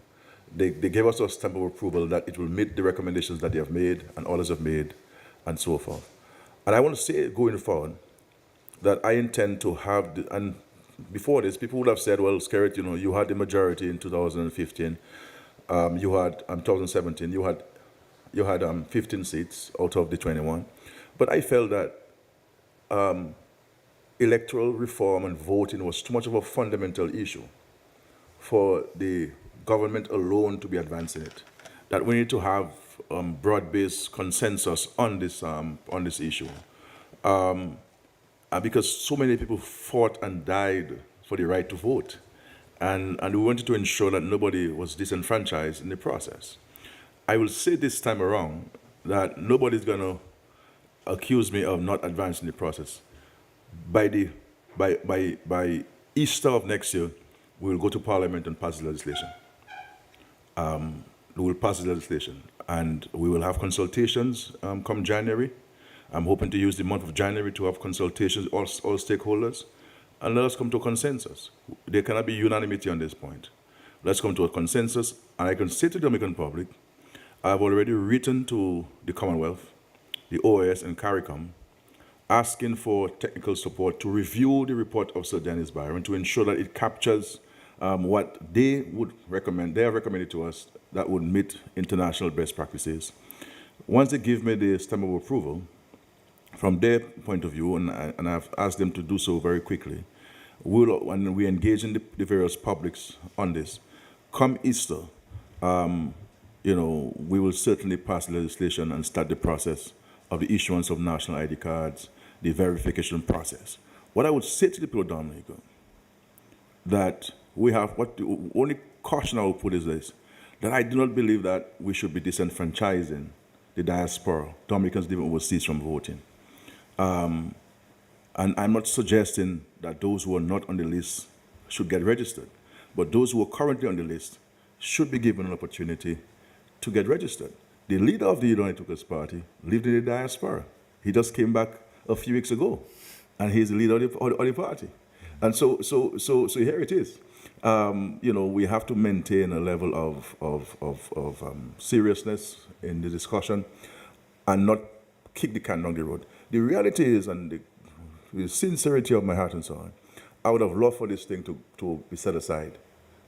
Because the United Workers' Party used two things against me and the Labour Party. One, corruption, and two, electoral reform. They have stopped in large measure on the point of corruption, and they have stuck only to electoral reform. And it is in the Labour Party's interest to get this electoral reform set aside.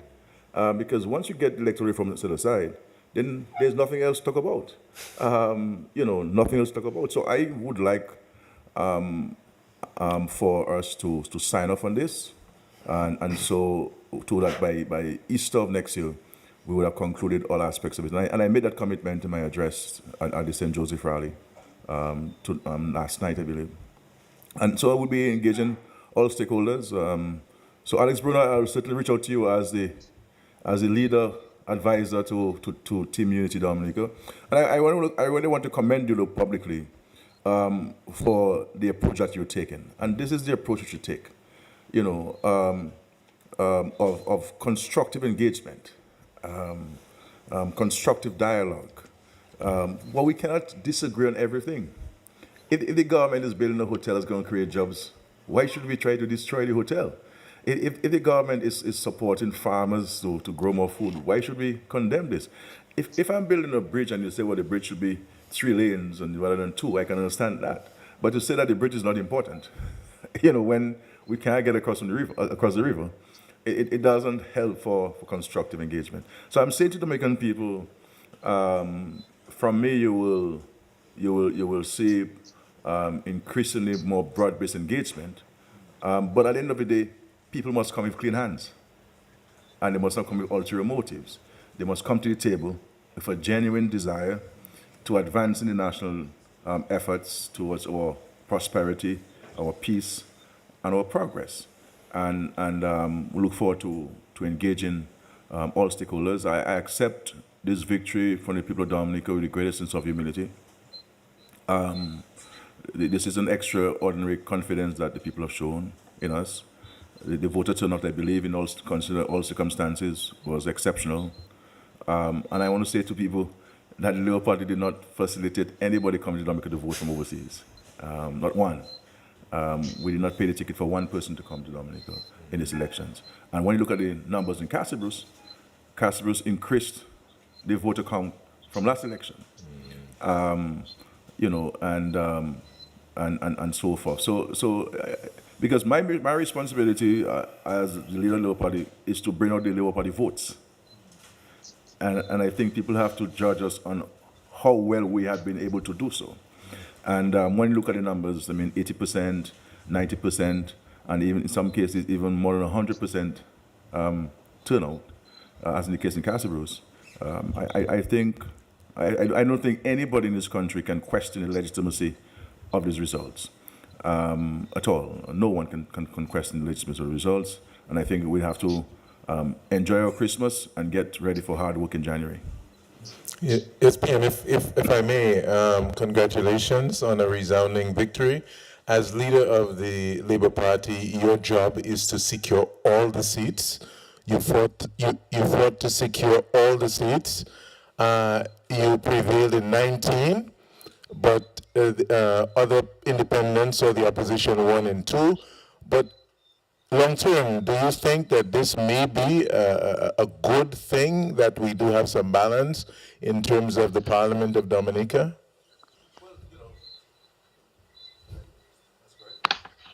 Well, the Constitution provides for a party to win all seats, and we're looking forward to win all seats. I would welcome all seats in Parliament, and let it be the first political party and leader of a political party to have won all 21 seats. But we concede defeat in Marigot, and we concede defeat in Salisbury. The 2 independent candidates won. And we accept the results on the preliminary results. Tomorrow there'll be a final count. But from looking at the numbers, we lost in Marigot by 109 votes.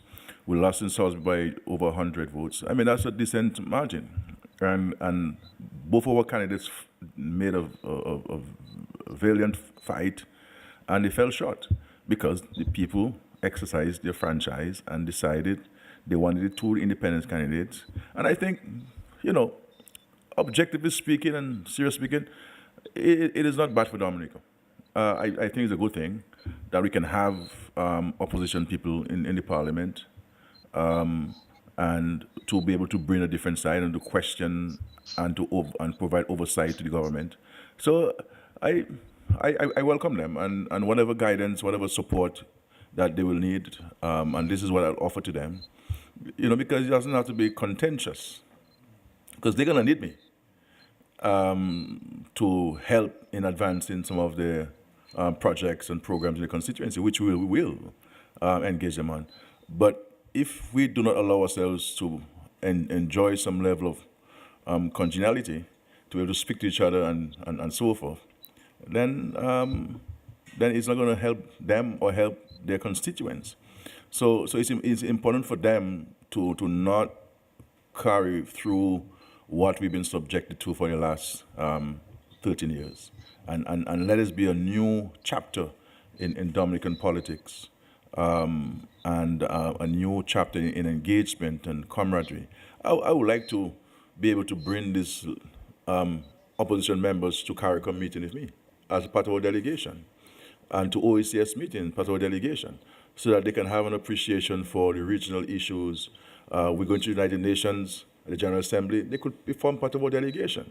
So this is the kind of engagement I would like to have, but not the one where, while I am inside negotiating for millions for Dominica, then the opposition is outside telling the world, do not give Dominica money. That's not what we want for Dominica. And I think, and so we look forward to engaging them. I do not know the lady in Salisbury at all, but I know the gentleman in Marigot very well. I know his parents and his family, very good friends of mine. And I look forward to helping the young man build his political career, whether as an independent or he wants to form his party, or maybe Alex might be speaking to him tonight, I don't know. So there may be people. Well, by the smile of Alex, I suspect Alex I think he's already having WhatsApp conversations. I think he's texting under the table, I could see that. But PM, you suggested a word that was used on the campaign was reset. Yeah. And you've indicated, but I want to get it from you directly, that are you extending that reset, even though the UWP as an opposition has been harmed in our opinions? All of us prior to you coming here have indicated that they've been harmed deeply by their unwillingness to participate. Are you willing to meet with the new leader yes. I mean, Thompson Fontaine, and to try and tone down the climate, and also the responsibility to, the greater the power, the more the responsibility. The power of incumbency, has to be obviously used wisely again, because you are in a position with a reset to be able to get and include more people from the opposition at all levels in the Dominica story, so to speak. So do you see that? Yeah, of course, I will meet with Dr. Thompson Fontaine at some point. Obviously, in the order of meeting, I have to meet the elected people first, and then come to those who contested, and then come to those who are not in the parliament. So there's a new pecking order, and one has to appreciate that there'll be a new leader of the opposition, and therefore I have to give reverence to his office or her office. I suspect they'll have to share, because they both come from independent stuff, so there may be some power sharing. One may serve the first 2.5 years, or the other may serve 2.5 years, appoint 2 senators each. So I'm not sure what kind of arrangement they're going to be having. So we will certainly meet with Dr. Fontaine, myself personally, and I'll be leading the government on those engagements. And I have already started the process of national engagement. During the campaign, I met with unions. I met with representatives of professional bodies, the nurses, the police. I met with the private sector entities, and to share with them my perspectives on what I determined to be the national reset.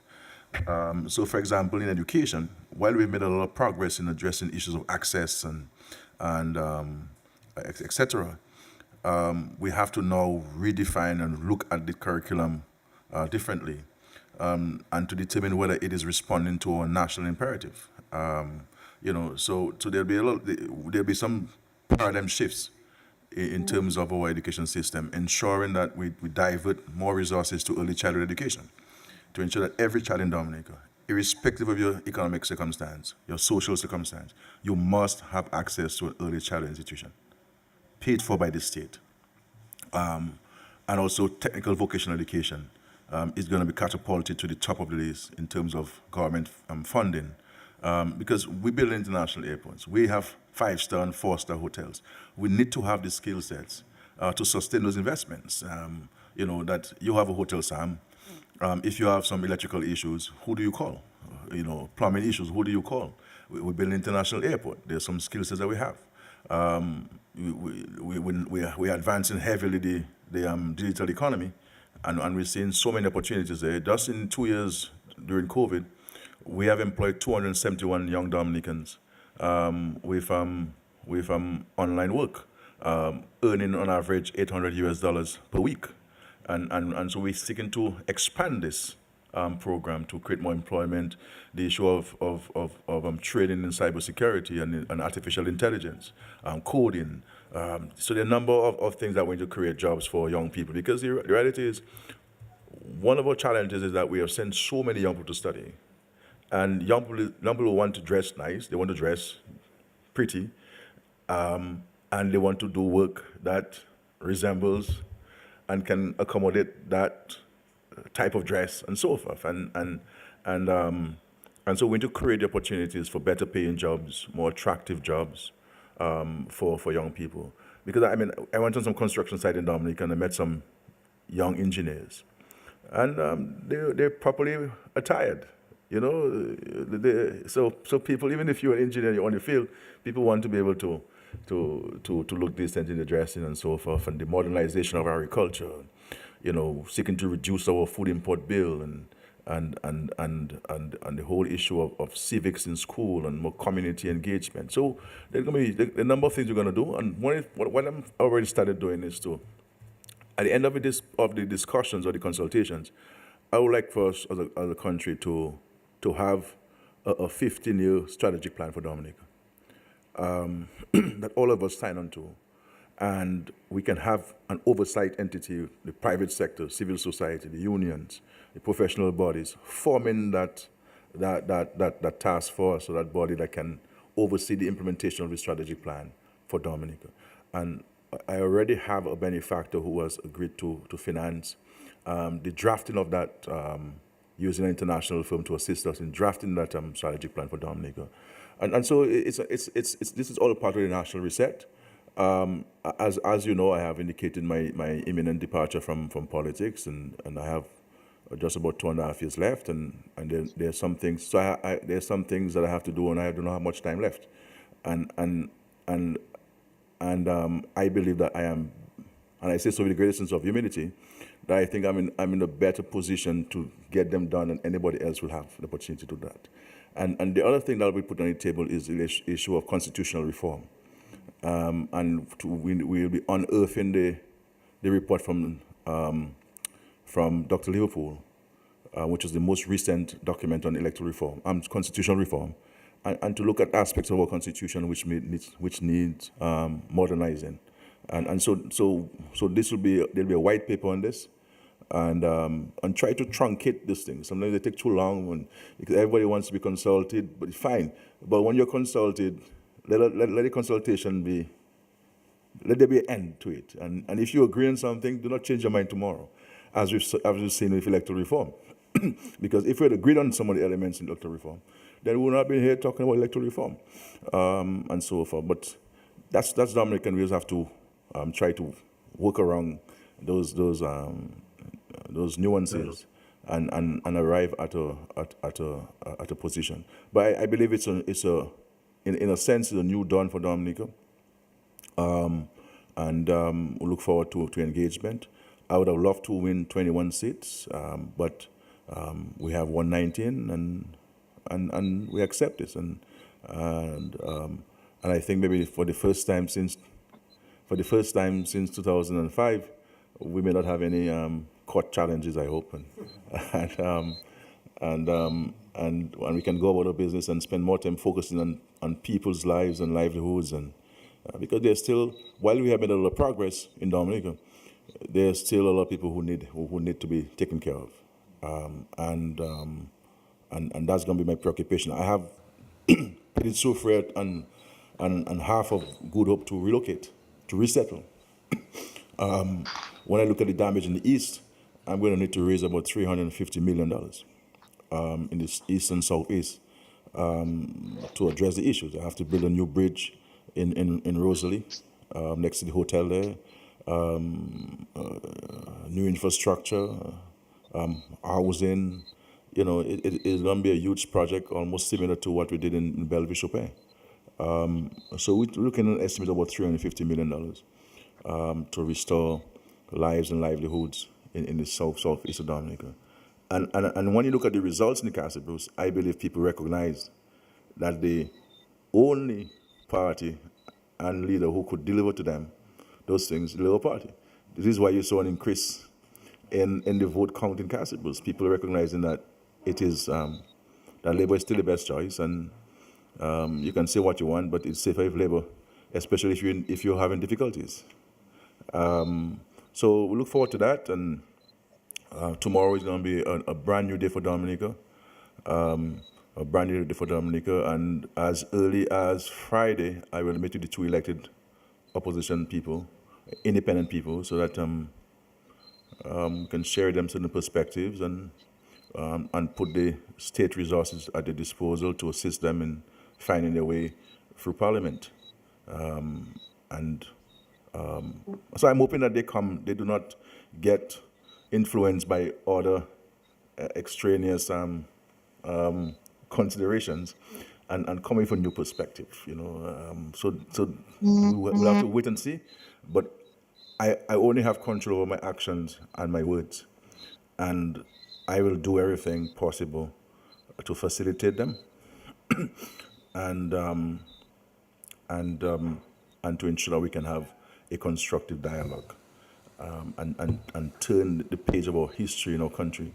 And people, it is not fair to give the world the impression that whenever there is election in Dominica, we expect violence.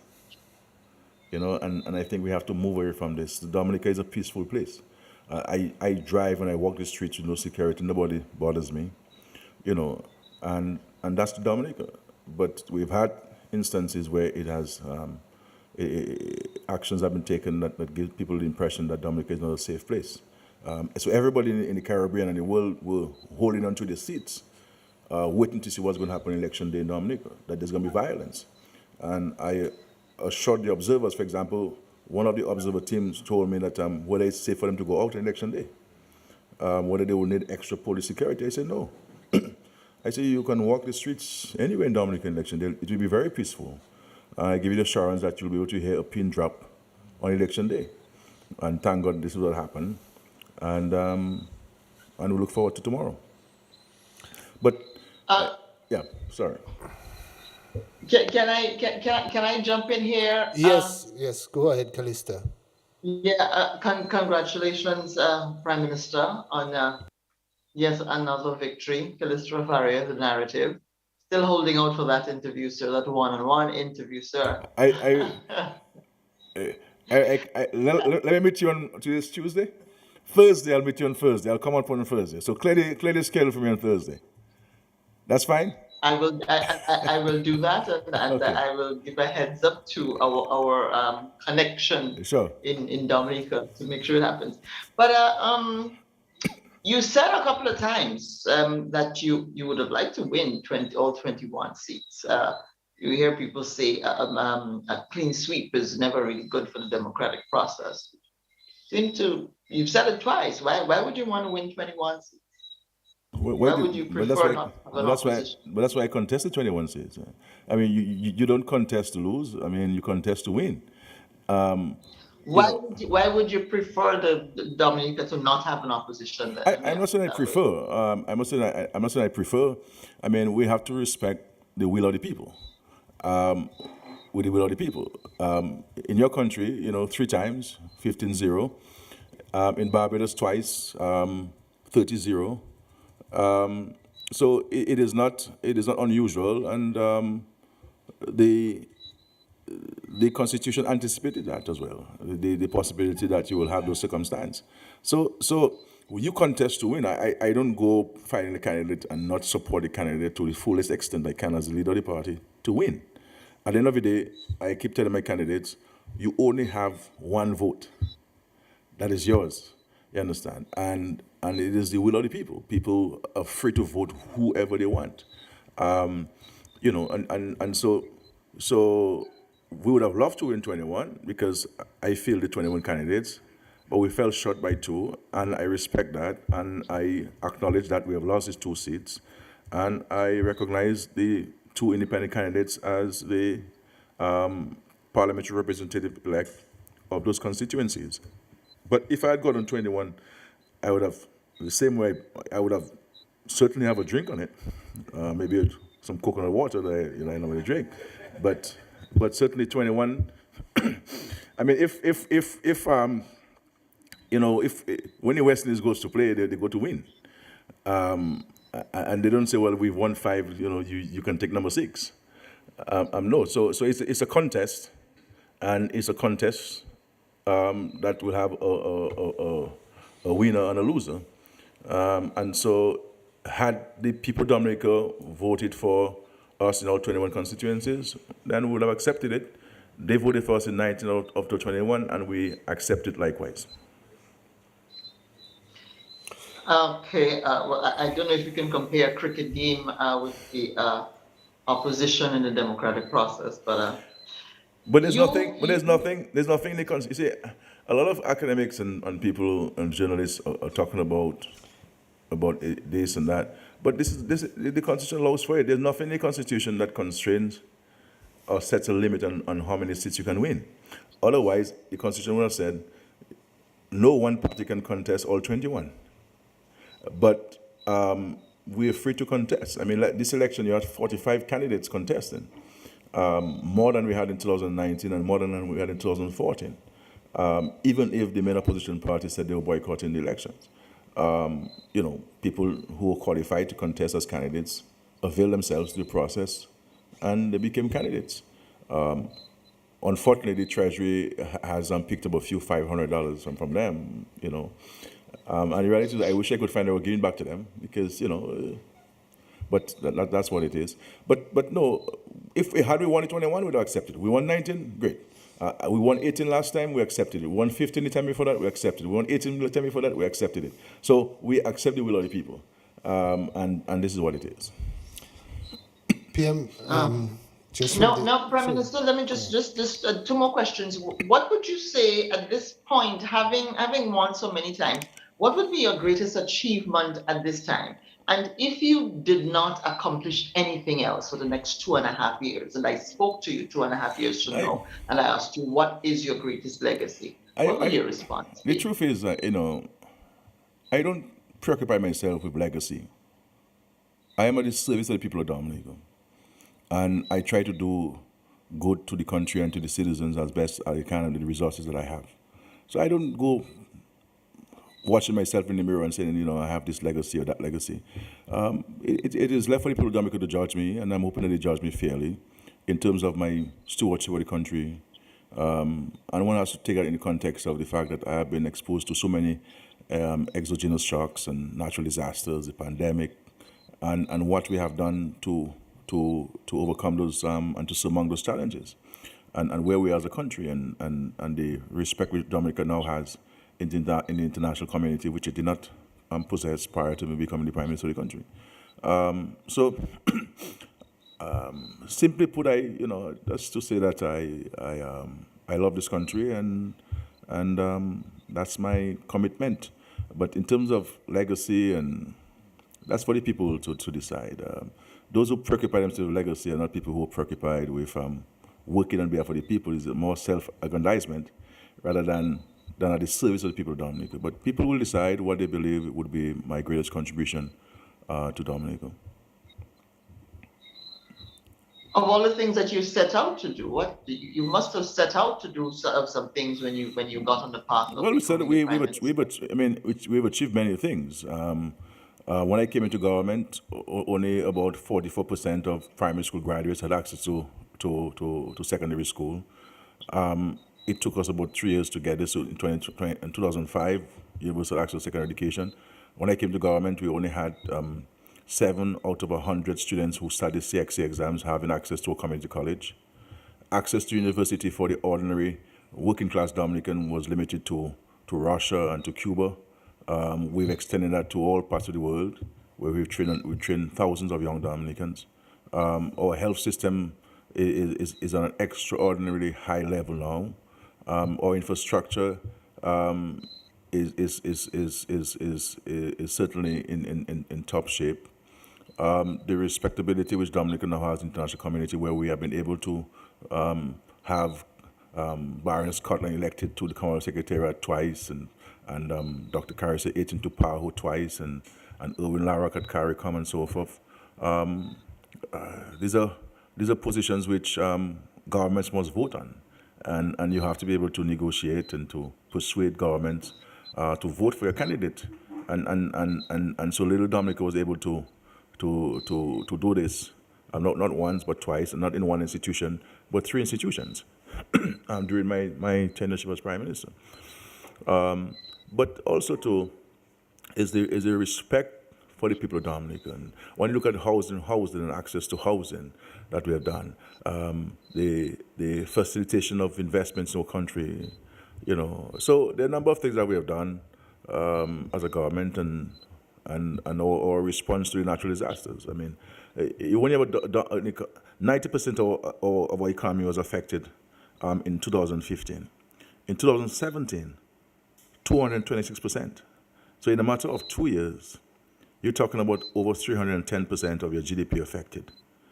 And everybody felt that Dominica was destroyed beyond repair, beyond reconstruction, and that if at all we're able to reconstruct this country, it's going to take us no less than 20 years. And see where we are as a country. And then 2 years later, pandemic, and we're still standing as a small country with no resources, bauxite and oil and olive oil and gold, and so to export. The only thing we have is the indomitable spirit of our people, and that's what we use, to build our country and to get the vast majority of Dominicans to catch the vision that you have articulated for the country and to make a contribution towards the attainment of that vision. So we have done many things for country, and you see the results in election with 19 seats.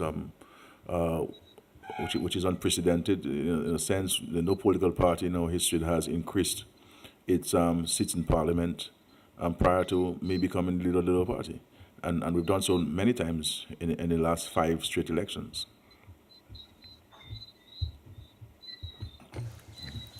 PM, now that you're getting to the point of you've basically stated that you're going to be departing from the political scene in what, 2.5 years? I know you said before you're not concerned about your legacy, but there are a number of things that have to be done.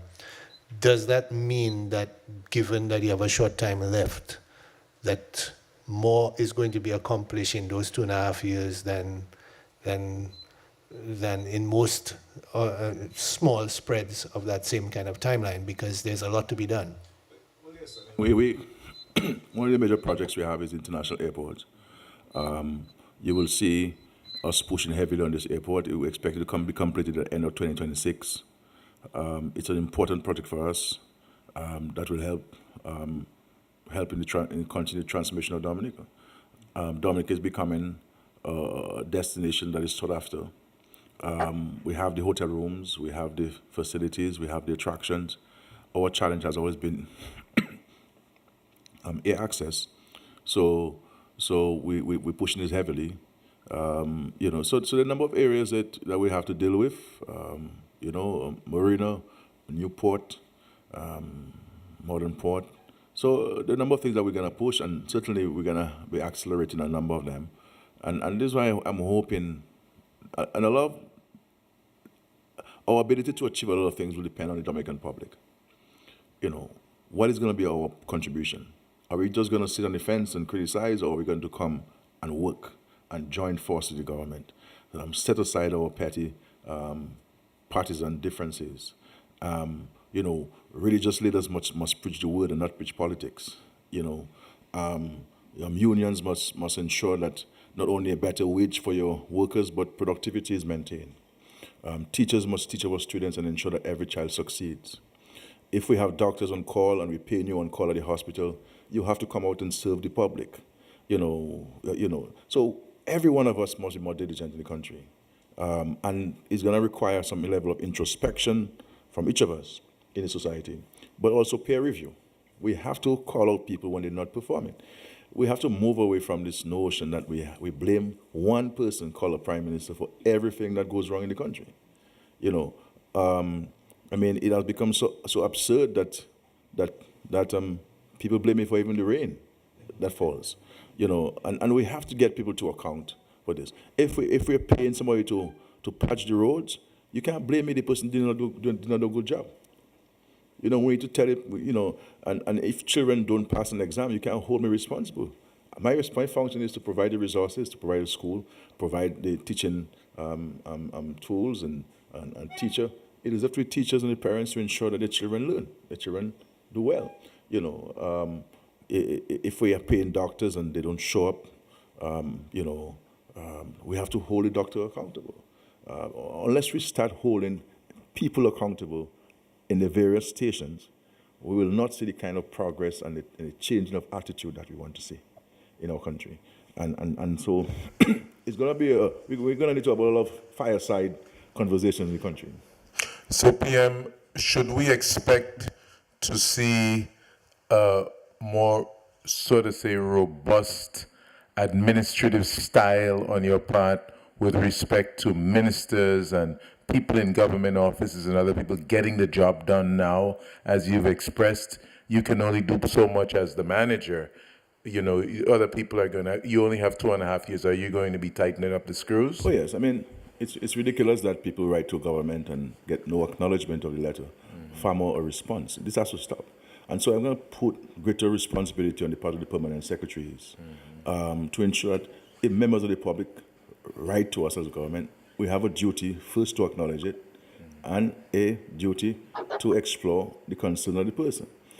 People can't write to us and years later there's no communication. And ministers are going to have to be more diligent and more engaged on the public. We can't have a minister in a cabinet who hasn't communicated to the public in a year or 6 months. You have to report to the public what are you doing in that ministry. And likewise, parliamentary representation. People vote for you if the expectation that you will make their lives better. And you may not be able to make everybody's life better at the same time, but we have to make time for the people. And there is absolutely no reason why ministers don't make time for the people and parliamentary reps, because I'm supposed to be the busiest person in the government, but I make time for people. I see 150 people, 200 people in one day, myself, one-on-one. I'm not telling the minister to see 200 people because everybody has a different personality, but make time for the people. And because we have to get people to be part of the process, be part of the process, engage people, be sincere with people, don't make promises you can't keep, so that you can get rid of them. And I am going to be very clear with the ministers,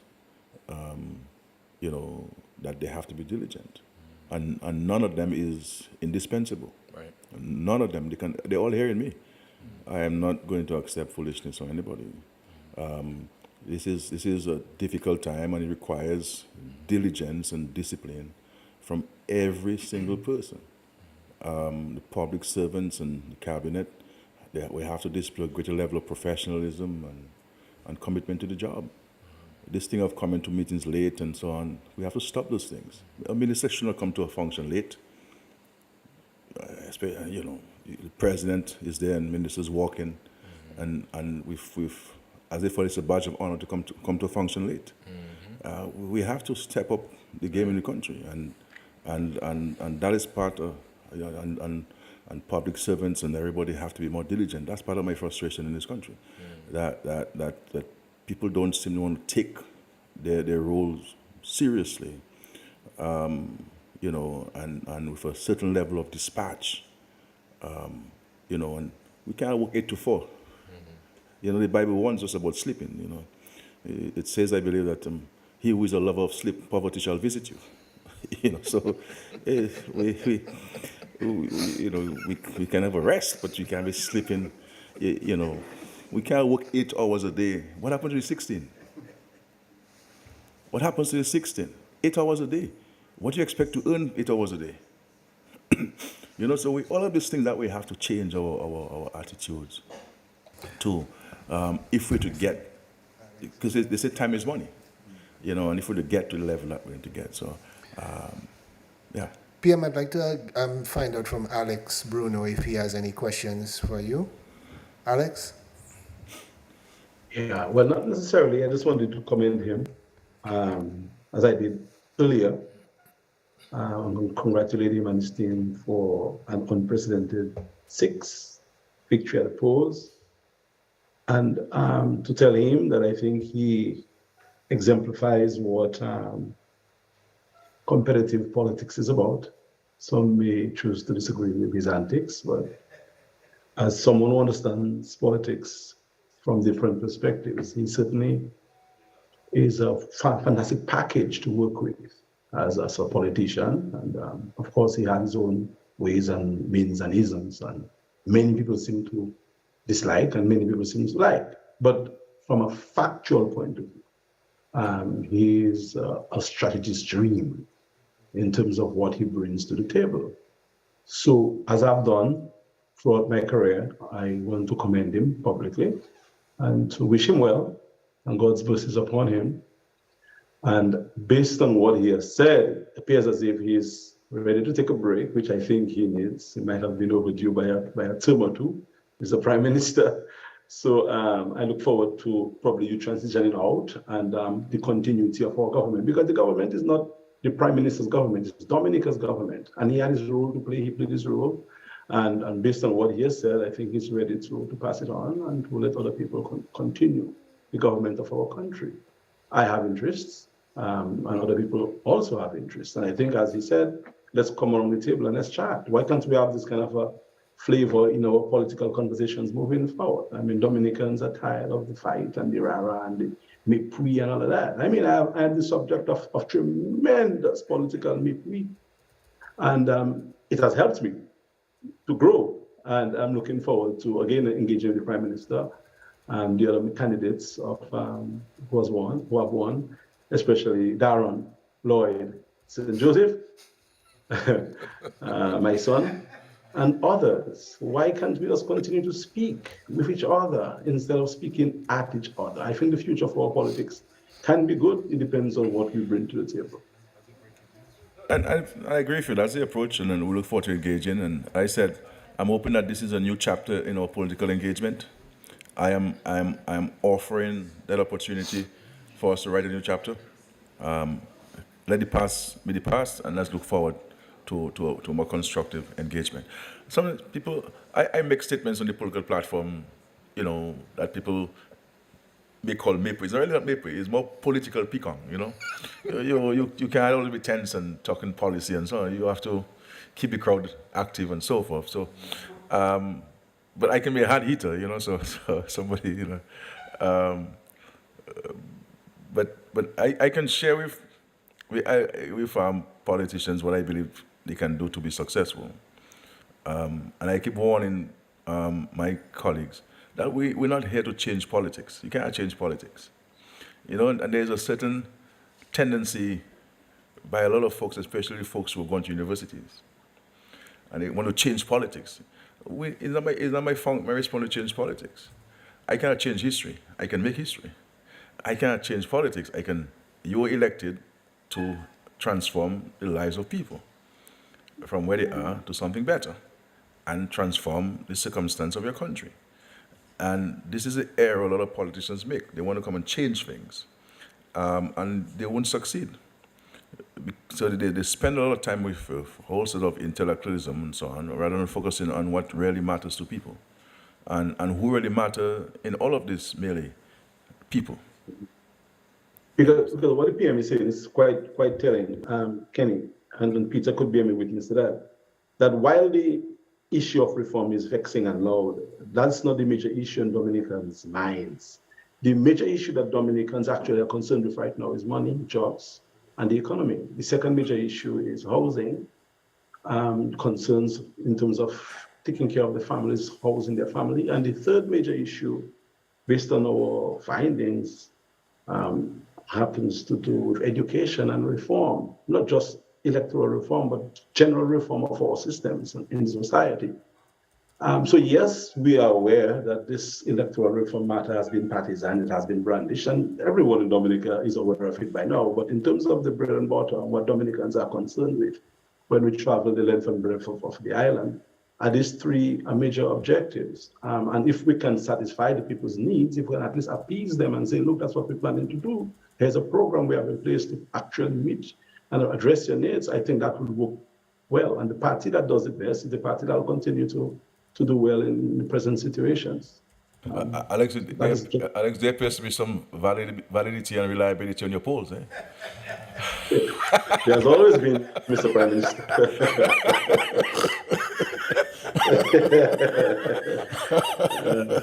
But you're right. You're right. I mean, people have made electoral reform appear to be the priority in the minds of the people of Dominica, but I mean, nobody comes to me and tell me, Scary, what you did about electoral reform. People, there are a lot of challenges confronting the average family in Dominica. So the electoral reform thing is really an academic exercise in a sense. It's important because we have to modernize everything, but it is not the main thing, I agree, if you confront in the minds of Dominicans. The people of the East, for example, you think electoral reform that's what's on their minds? I mean, people in Fablé and Petit Soufre, where they're cut off and their investments have been lost. And the young person who just graduated from university waiting to get a job, and the number of apartment building owners waiting to see whether the university will in fact be open next year, so that their apartments can be reused and can be used, and they can start making money again after the departure of Ross. But there are some things that we have to do because it's all part of the construct, and we have to do it. And it appears to be something that is contentious, and so let us address it so that we remove whatever appearance of contention among ourselves and between ourselves. PM, do you wish to commend, I bet you do, the Dominican people for the peacefulness? Because I can tell you as a hotelier, and You may be aware, National Geographic, their board of directors are here. We have 3 major groups of international celebrities on island. And I personally have been very nervous walking on eggshells, hoping that we didn't have a 2019 scenario, because my God, it would have been the worst thing in terms of publicity. But Dominicans basically, notwithstanding, there were people very upset, and you can't discount the reasons for their being upset. People did maintain order, even the candlelight vigil that the UWP had last night. So I think, if you want to speak to that. So, I mean, we have the majority of Dominicans are mature people, and I think sometimes we allow a small faction to be highlighted rather than the larger part of Dominica that are really lovely people. Like, for example, Maricot. I tell people I've never been disrespected in Maricot, and I walk the streets of Maricot. I go to meetings there and so on. These are respectable people. But if you ask the average Dominican about Maricot, most Dominicans wouldn't want to go to Maricot because of what some have defined it to be. Likewise, Salisbury. If Salisbury people do not stand up and change people's perception of Salisbury, it will be like Granby back in the 80s and the 90s. So they have to change this, because otherwise they're going to suffer economically and socially, because the average person won't want to go to Salisbury. So they have to, the leaders down there, the church leaders and the community leaders must recognize that this cannot be looked at purely from a partisan standpoint. What kind of community you want your children to grow up in? And when you grow older and you have your walking stick, and you live alone as a senior citizen, what kind of society you want to live in? Because the very same people who you're encouraging to throw stones and to burn tires, they will come and rob you. They will vandalize your homes, because that's what you taught them. And so I'm hoping that the new PAL rep will engage in community consultations, and because Salisbury has some bright people, some of the smartest people in Dominica come from Salisbury, but we allow the community, they allow the skirmishes to overshadow. Hardworking people who built huge homes for themselves and with a cutlass, send their children to school with a cutlass, we have to move away from this hate. Otherwise, they'll destroy themselves by their own actions. So it's an opportunity. I hope that there could be a paradigm shift in how they view themselves and how they view the communities, because no man is an island, and no country is an island unto itself, and certainly no village can survive in Dominica or anywhere in the Caribbean by itself. So they have some introspection to do from tonight, but I'm saying to them that we're prepared to engage them. We have to let bygones be bygones and look to the future.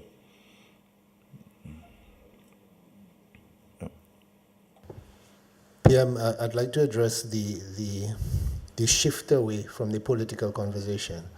It seems to me that all year round, every year, we are speaking politics. I mean, we're here now tonight reviewing the results. But how do you shift that conversation to productivity, to the projects that the government wants to put in place? And how do you include people who feel marginalized, who feel like they're being excluded from development projects?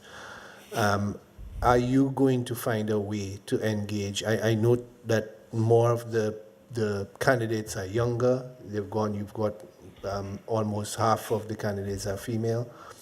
Are you going to start to address the demographic that vote for you, not just through greater representation for their members of parliaments, but through more jobs for young people in particular, and for more representation for young women, and also for young men who are also, crying out for work? Well, yes.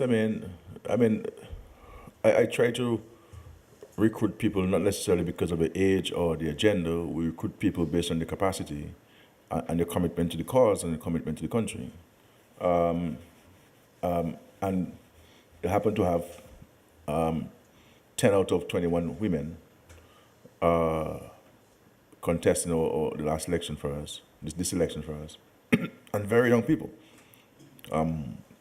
One is 23, the other is 26 or 27. So very young people who I'm hoping can bring to the table of decision making those perspectives. You understand? Those perspectives. So we saw how Dr. McIntyre, the Minister of Health, was able to bring the health issues to the fore and to overcome the pandemic.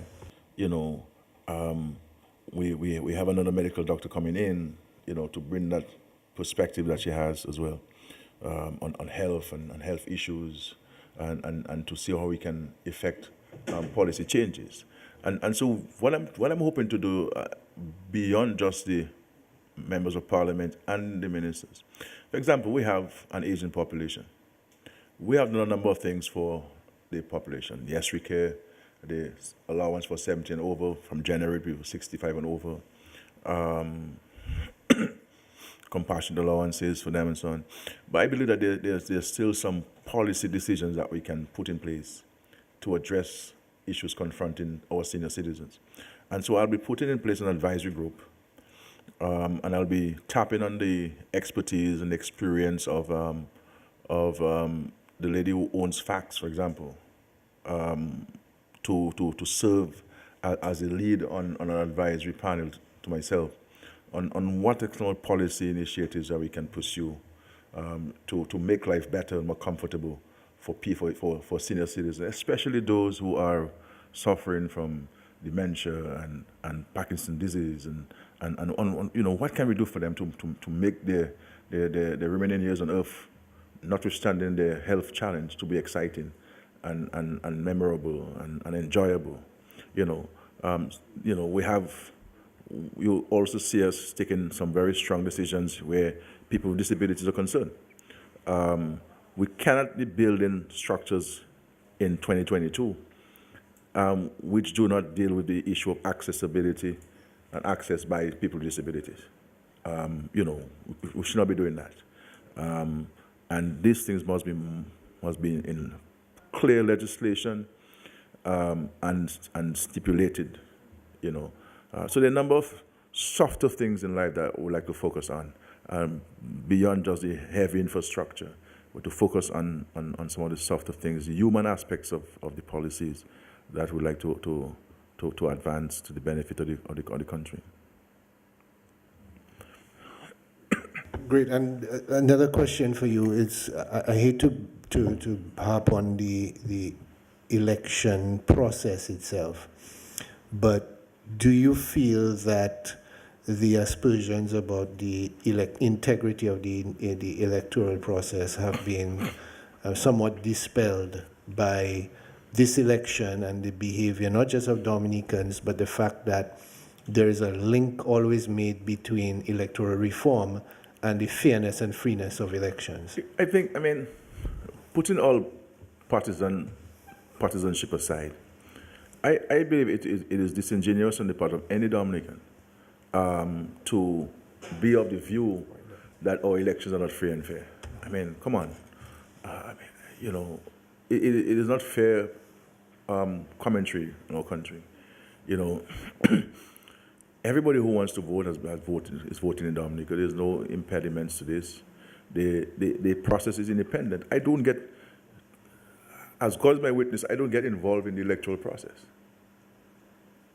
You know, I spoke to the chief elections officer for the first time since his appointment in this capacity a few months ago when I raised a concern with him in respect to a registering agent in one of the constituencies. I don't engage. If I am communicating with the chairman of the commission, I write for the president. If they want to see me, I allow them to see me. But I really don't get involved in the process at all. At all. And I make the resources available to them that they need. So, I mean, our elections have always been credible, free from fear and fair to all. And the will of the people have always been displayed in our elections. To say that the 6 elections which I have contested in Vekas were not free and fair can't make sense. And it can't be, you can't question only those that you've lost. You know, and this is where the argument gets questionable. If the elections, if elections are not free and fair, then why are you accepting the results where you're concerned when you win? But when others win, you have an issue. But it's the same process, it's the same system, same mechanism. You know, there's nothing different in Vekas than it is in Salisbury. And I think we have to stop misleading our supporters and misleading the public and, of course, the wider world. But these elections, I think, I can say without any fear of contradiction, were credible, were free, were fair, and the results reflect the will of the people. The people of Salisbury said they want the independent candidate of the choosing, they got that person. The people of Marigot said they want to go independent, and they elected Mr. Charles, and so forth. And as the leader of the party, I accept those results. These are the people who have been elected, and we shall treat them as such with no questions whatsoever. Thank you, PM. Thank you, viewers and listeners, for you joining us on this broadcast. We're going to wrap up now. I'd like to thank Peter Wickham, very far away. You want to say something, Peter? Yeah, no, I just wanted to, sorry, I was doing another interview with a Jamaica station. I was anxious to hear what was happening in Dominica. I just want to take the opportunity to congratulate Prime Minister Skerritt for making history yet again. This is now a 6-term government.